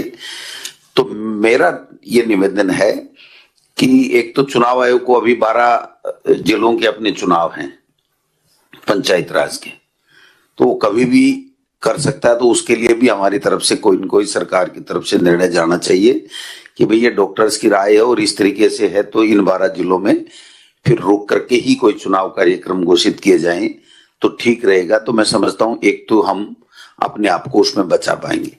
अभी केवल 2 दिन है इन चुनाव के, तो उसके बाद में वोटिंग हो जाएगी, कोई दिक्कत नहीं है। रहा सवाल कि अब की बार बच्चों में भी आ रहा हो, स्कूलों का मामला है, तो हमने आपने निर्णय लेकर के जो 9 तक के कुछ स्कूलों को, शहरी स्कूलों को किया है, तो अब 6ठी और 7वीं को हमने प्रमोट कर दिया। 8वीं और 10वीं और 12वीं के बोर्ड के एग्जाम हैं, तो ये बोर्ड के एग्जाम भी आज की तारीख में कराना कोई समझदारी नहीं है सर। तो हम ये मानते हैं, जबकि मैं इस पक्ष का हमेशा रहा हूं कि बोर्ड के एग्जाम हों, आज भी इस पक्ष का हूं, लेकिन वर्तमान परिस्थितियों में हमें इसको स्थगित करना चाहिए, इसमें कोई दो राय नहीं है। और वैसे भी 10वीं और 12वीं के जो एग्जाम्स हैं, 8वीं के हैं, उनकी तैयारी करीब करीब पूरी होगी, 6 मई से हैं। तो वैसे भी अगर हम इसको बिल्कुल से ही घर पे पढ़ने के लिए अगर कोर्स पूरा हो गया तो दे दें, तो कोई दिक्कत वाली बात नहीं है जब भी एग्जाम होंगी, क्योंकि एग्जाम बोर्ड के होने से पहले 8-10 दिन तो वैसे ही प्रिपरेशन के लिए हम लोग समय देते हैं। तो अगर कोर्स पूरा हो गया, हम पता लगा लेते हैं, तो फिर 10वीं 12वीं और 8वीं को भी हम लोग फ्री कर सकते हैं, जो घर पे तैयारी करेंगे। और जब परिस्थितियां अनुकूल होंगी और अगर निर्णय लिया जाएगा कि एग्जाम करेंगे, तो फिर एग्जाम हो जाएंगे। तो एक तरीके से बच्चों वाला जो काम है वो रोक सकता है। दूसरा एक कोचिंग्स का मामला है, इसमें थोड़ी सी पेचीदगी इसलिए आ रही है कि कोचिंग करने के लिए लोग अलग अलग जगह से आते हैं, अलग अलग जगह से आके फिर रूम्स किराए पे ले लेते हैं, रूम किराए पे लेते हैं, किराए वाला किराया ले लेता है, कोचिंग वाला अपना पैसा ले लेता है। अब उसको कैसे रोकेंगे, ये मेरे भी थोड़ा समझ में कम आ रहा है, क्योंकि अगर उनको वापस भेज देंगे तो उनका किराया भी लग गया, उनकी फीस भी लग गई, और फिर वो दोबारा जब आएंगे तो दोबारा वो की वही बात होगी। और अगर पालना भी हम कठोरता से नहीं कराएंगे तो फिर ये कोविड वहां भी फैल सकता है। तो शादियों के लिए अब सख्ताई करने की आवश्यकता है मेरे विचार में। और स्कूल्स के लिए तो मैंने मोटा मोटी निवेदन कर दिया कि आपके ऊपर निर्णय है कि अब हम इस दिशा में, बंद करने की दिशा में और एग्जाम स्थगित करने की दिशा में हम लोग जा सकते हैं। और चुनाव में अब 2 दिन का मामला, उसके बाद में कोई चुनाव है नहीं, और चुनाव राज्य निर्वाचन आयोग को हमको कहना चाहिए कि भाई अभी नहीं कराए। तो हम कुल मिला के, क्योंकि व्यवस्थाएं हमारी बनी हुई हैं, अधिकारी और प्रशासनिक तंत्र पूरी तरीके से मुस्तैद है, केवल पब्लिक में ये मैसेज चला गया कि साहब चुनाव हो रहे हैं, रैलियां हो रही हैं, ये कोरोना कुछ नहीं है, गांव में नहीं है, तो उसको हमको और ज्यादा बेहतर तरीके से एक जागरूकता अभियान चला करके हमको समझाना पड़ेगा कि ये सेकंड वेव है और ये बहुत ही खतरनाक है। तो मैं समझता हूं इसको हम काबू पाएंगे। और आपकी माननीय मुख्यमंत्री जी जो गंभीरता है, मैं समझता हूं यही हमारे स्टेट को बचाए हुए है। हम तो फिर भी इसको अदरवाइज ले लेते हैं कि कोई फर्क नहीं पड़ेगा, लेकिन आप जिस तरीके से पूरी स्टेट के लिए चिंतित रहते हैं और जो व्यवस्थाएं प्रतिदिन आप इसका सारे का सब चीजों की समीक्षा करके करते हैं, तो इससे एक बहुत अच्छा मैसेज भी जा रहा है और इससे हमको हमारी लोकप्रियता में भी इजाफा हो रहा है कि वास्तव में लोगों की जान बचाने के लिए पूरी तरीके से प्रतिदिन हमारे मुख्यमंत्री जी पूरे अमले के साथ में चिंतन मनन करते हैं और उसके अनुसार कार्रवाई भी करते हैं। तो निश्चित रूप से हमारा धर्म भी बनता है और उस धर्म को आप बखूबी निभा भी रहे हैं। तो इसमें जो भी निर्णय लें कोई दिक्कत वाली बात नहीं है, क्योंकि डॉक्टर्स की राय जानने के बाद में और जो प्रेजेंट में डाटा देखने के बाद में हम लोगों के पास भी केवल और केवल एक ही उपाय है कि हम लोगों को समझाएं और अपने आप को भी डालें, लोगों को भी समझाएं। तो मैं समझता हूं कि हम इस वेव से भी निकलने में कामयाब होंगे। धन्यवाद। धन्यवाद। हमारे स्वास्थ्य मंत्री डॉक्टर रघु शर्मा जी।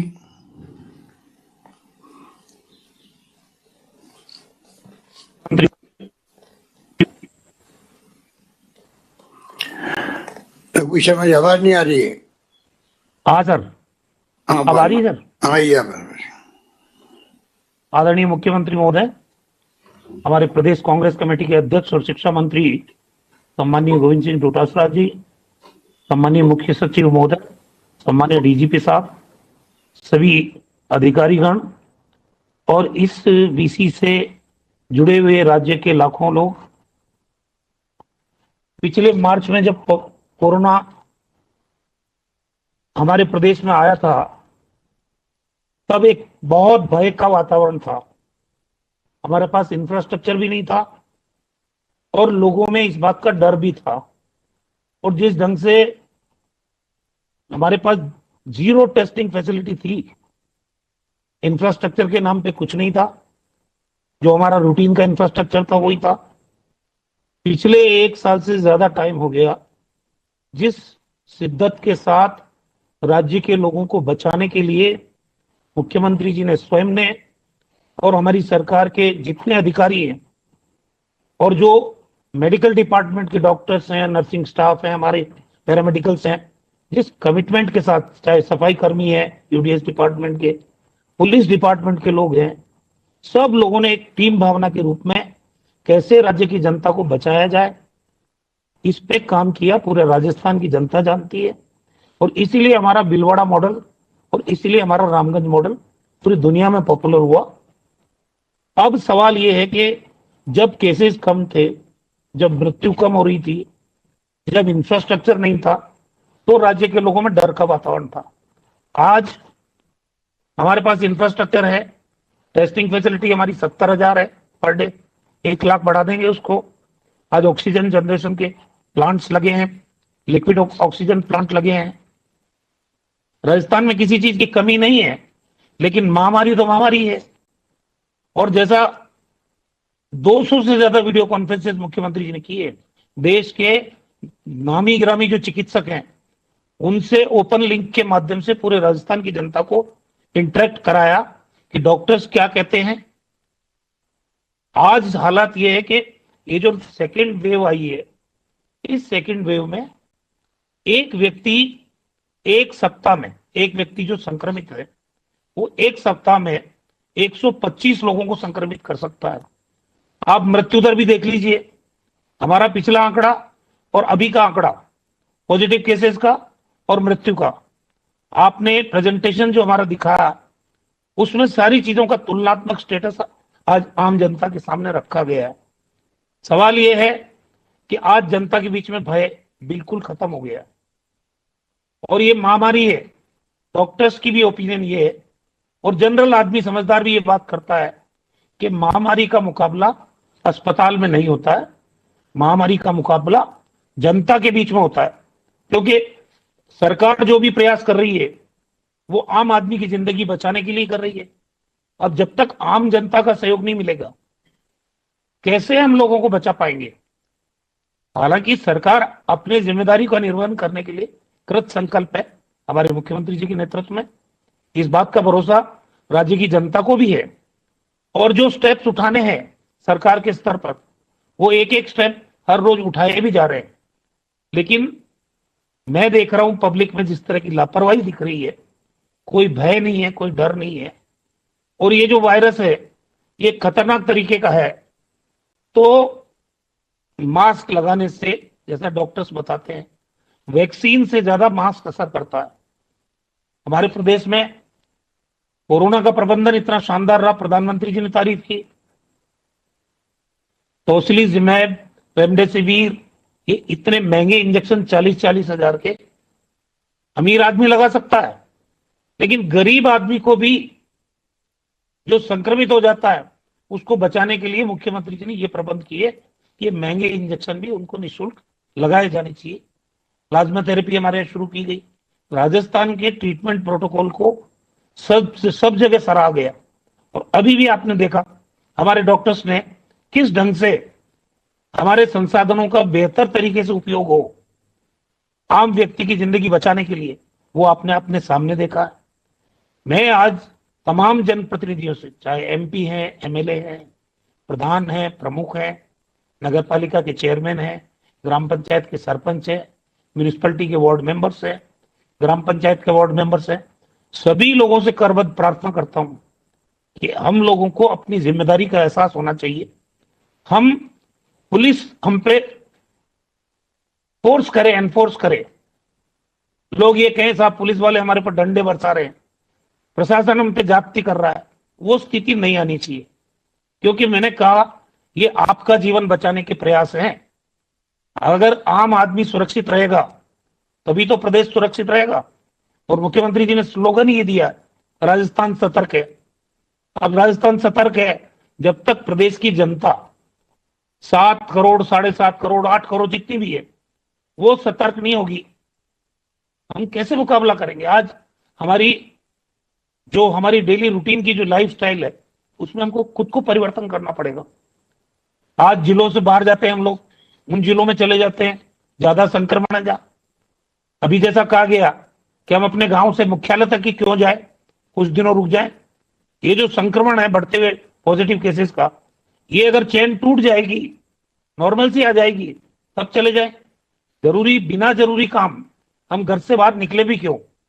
लॉकडाउन से जो पीड़ा हुई रोज कमाने खाने वाले लोगों को, हमारा जो इकोनॉमिक ग्रोथ है उस पर बहुत बुरा असर पड़ा। और जब इकोनॉमिक ग्रोथ पे असर पड़ता है तो राज्य के विकास को भी वो भी प्रभावित करता है।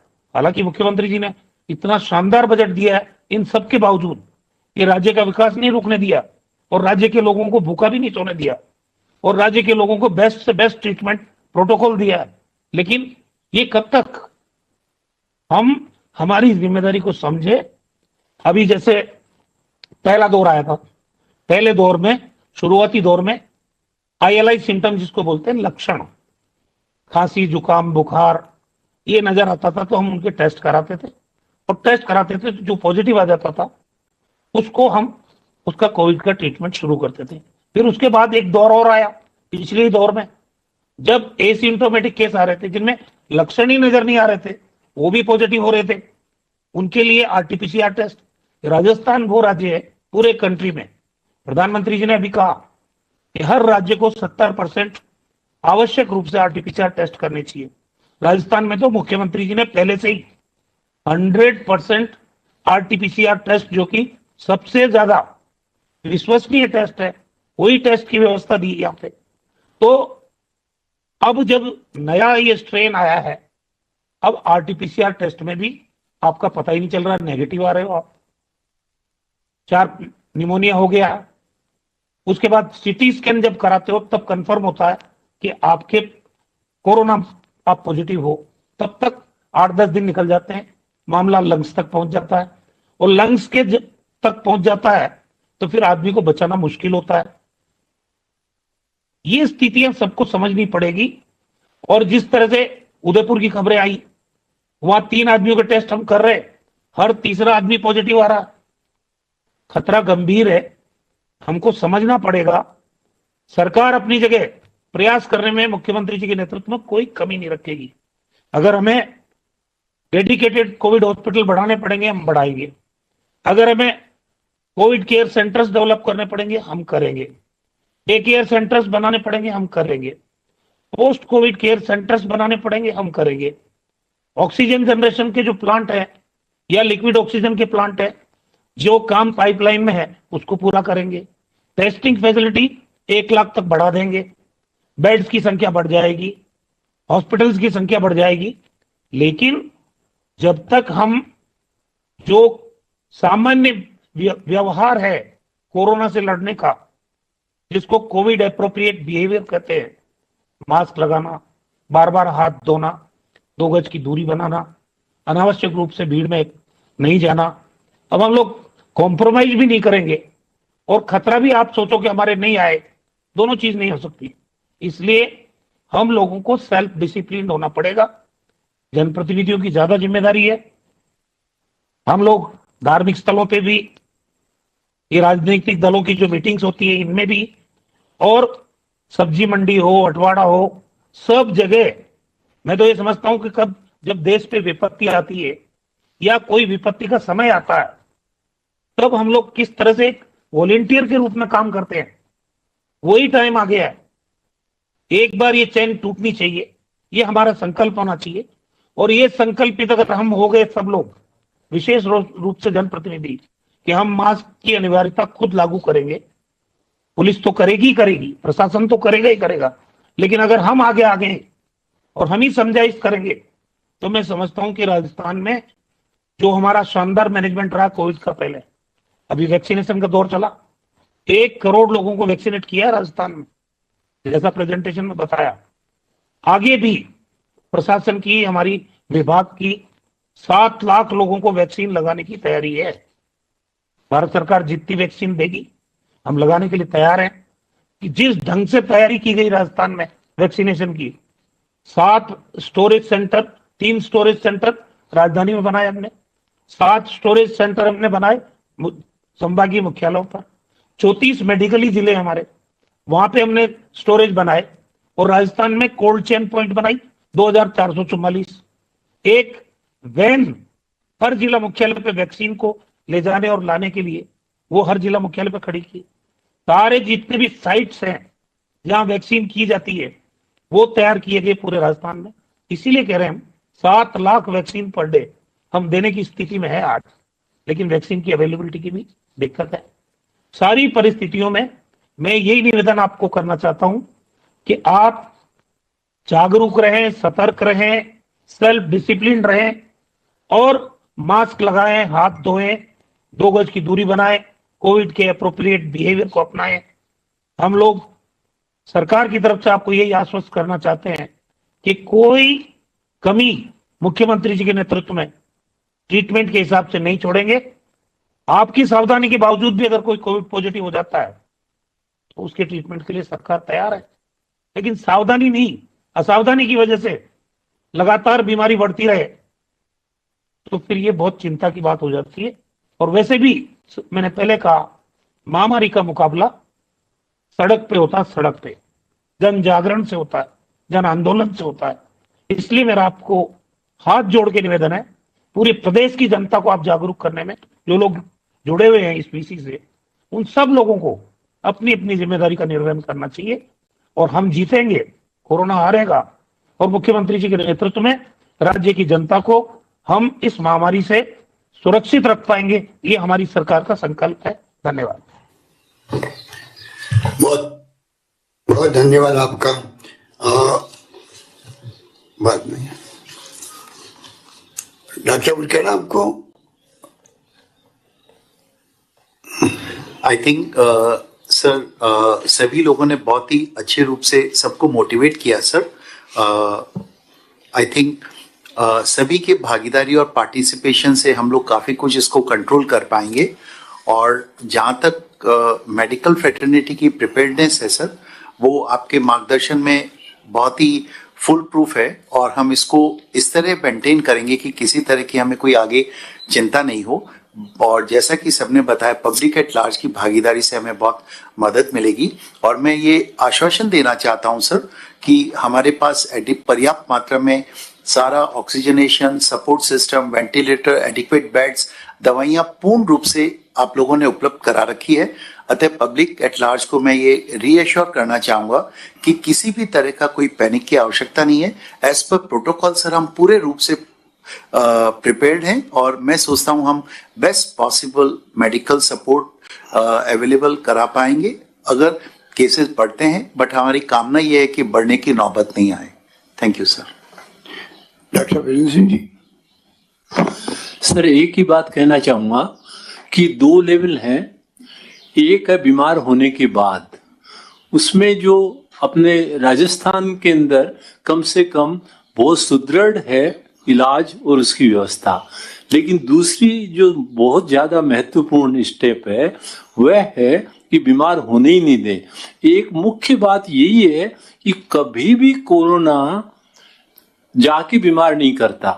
बीमार होते हैं हम स्वयं अपनी लापरवाही के कारण। तो यदि आज हमारे प्रदेश के जो भी लोग सुन रहे हैं वो ये निश्चय कर लें कि हम अपने आप को और अपने स्वजनों को बीमार नहीं होने देंगे, कम से कम हम मास्क लगाएंगे और कोविड अप्रोप्रिएट बिहेवियर अडॉप्ट कर लेंगे, तो कोई ताकत नहीं कि अगले 3 वीक के अंदर हमारा ग्राफ नीचे आ जाएगा। तो मैं यही आह्वान करूंगा कि अपने आप को बचाएं, अपनों को बचाएं और बीमार हो तो तुरंत चिकित्सा सहायता लें। धन्यवाद। अच्छा, बहुत बहुत। और कोई बोलना? अखिल बोलना कुछ? ठीक है, ओके। अभी करीब आप लोग जो सुन रहे हैं इस प्रोग्राम को या इस रिव्यू मीटिंग को, उन सबको मैं शुक्रिया अदा करता हूं क्योंकि बड़ी संख्या में 3 लाख क्रॉस कर गए अब तो। इतने लोगों का इंटरेस्ट लेना भी हमारे लिए एक सुकून की बात है। तो हम ये उम्मीद करके बैठे हैं कि इससे जो माहौल बनेगा और आप लोग सब डॉक्टर साहबान का जो मैसेज है और हमारे मंत्री जी ने अभी आपको अपनी बात कही, शिक्षा मंत्री जी ने कहा, तो तमाम मैसेज अगर आप देंगे आगे से आगे, एक माहौल बनाना आवश्यक है। और चिंता ये बनी हुई है कि इस बार पहले तो लगता था पता नहीं कितना कुछ हो जाएगा, पता नहीं क्या क्या होगा, तो एक सब में भय था। लॉकडाउन लगा, उसको लोगों ने कोऑपरेट किया, लॉकडाउन पूरी तरह कामयाब रहा। अब अपन लॉकडाउन लगाना नहीं चाहते हैं, पर परिवार वालों को चाहिए वो लॉकडाउन की तरह अपने आप को बिहेव करे। जहां तक संभव घर से बाहर नहीं निकले, अगर जरूरी काम निकले और निकले तो मास्क लगा के निकले। 1 मास्क, 2 मास्क, डबल मास्क लगा लो, कोई दिक्कत नहीं है, पर मास्क होना जरूरी है। बाकी जो प्रोटोकॉल अपनाना पड़ता है। ये माहौल बनाने में आप सबसे अपील करना चाहूंगा, जो भी इस पीछे को प्रोग्राम देख रहे हैं, सुन रहे हैं, कृपा करके आप हमारे प्रदेशवासियों के हित की रक्षा करने के लिए आगे आए, क्योंकि मौतों का आंकड़ा बढ़ता जा रहा है, वो बहुत भयावह हो रहा है। 28 मौतें आज हो गई, 28। इतनी तो पिछले 1 साल भर के अंदर प्रतिदिन में कभी नहीं आई थी। 20 से ज्यादा नहीं हुई थी मेरे ख्याल से। पिछली बार 1 साल में 20 से अधिक कभी नहीं हुई। और अभी कल 25 थी, आज 28 हो गई है, अप्रैल के अंदर ही। वो जो आंकड़ा था 20 का, वो भी सितंबर अक्टूबर का होगा। तो आप सोच लीजिए, शुरुआत में इस प्रकार मौतों का आंकड़ा आना, शुरुआत में संक्रमित व्यक्तियों का लगातार बढ़ना, ये बहुत ही चिंताजनक बात है, चिंताजनक बात है। हम नहीं चाहते कि अपन ज्यादा वहां सख्ती करें पब्लिक के अंदर, कृपा करके जो लोग आप आज पार्टिसिपेंट बने हैं उनका मैं शुक्रिया अदा करता हूं और मैं उम्मीद करता हूं कि आप लगातार जब जब हम इसी करेंगे रिव्यू मीटिंग करेंगे हम हर बार इसको ओपन रखने का प्रयास करें जिससे कि अधिक से अधिक लोग समझ सकें कि वास्तव में सरकार क्या करना चाहती है, डॉक्टर की राय क्या है, क्या कदम उठाए जा रहे हैं। और जो आपके कमेंट्स आते हैं, कमेंट्स को भी हम देखते हैं कि आलोचना भी होती है, कई लोग स्वागत भी करते हैं, पर जो सुझाव देते हैं उन सुझावों में अमल करने का प्रयास भी सरकार करती है, जिससे कि कैसे हम लोग एक के बाद एक स्टेप उठाते जाएं और जिससे कि लोग उसको फॉलो कर सके। यही बात कहता हूं, मैं आप सबका पुनः शुक्रिया अदा करता हूं। धन्यवाद। जय हिंद। धन्यवाद।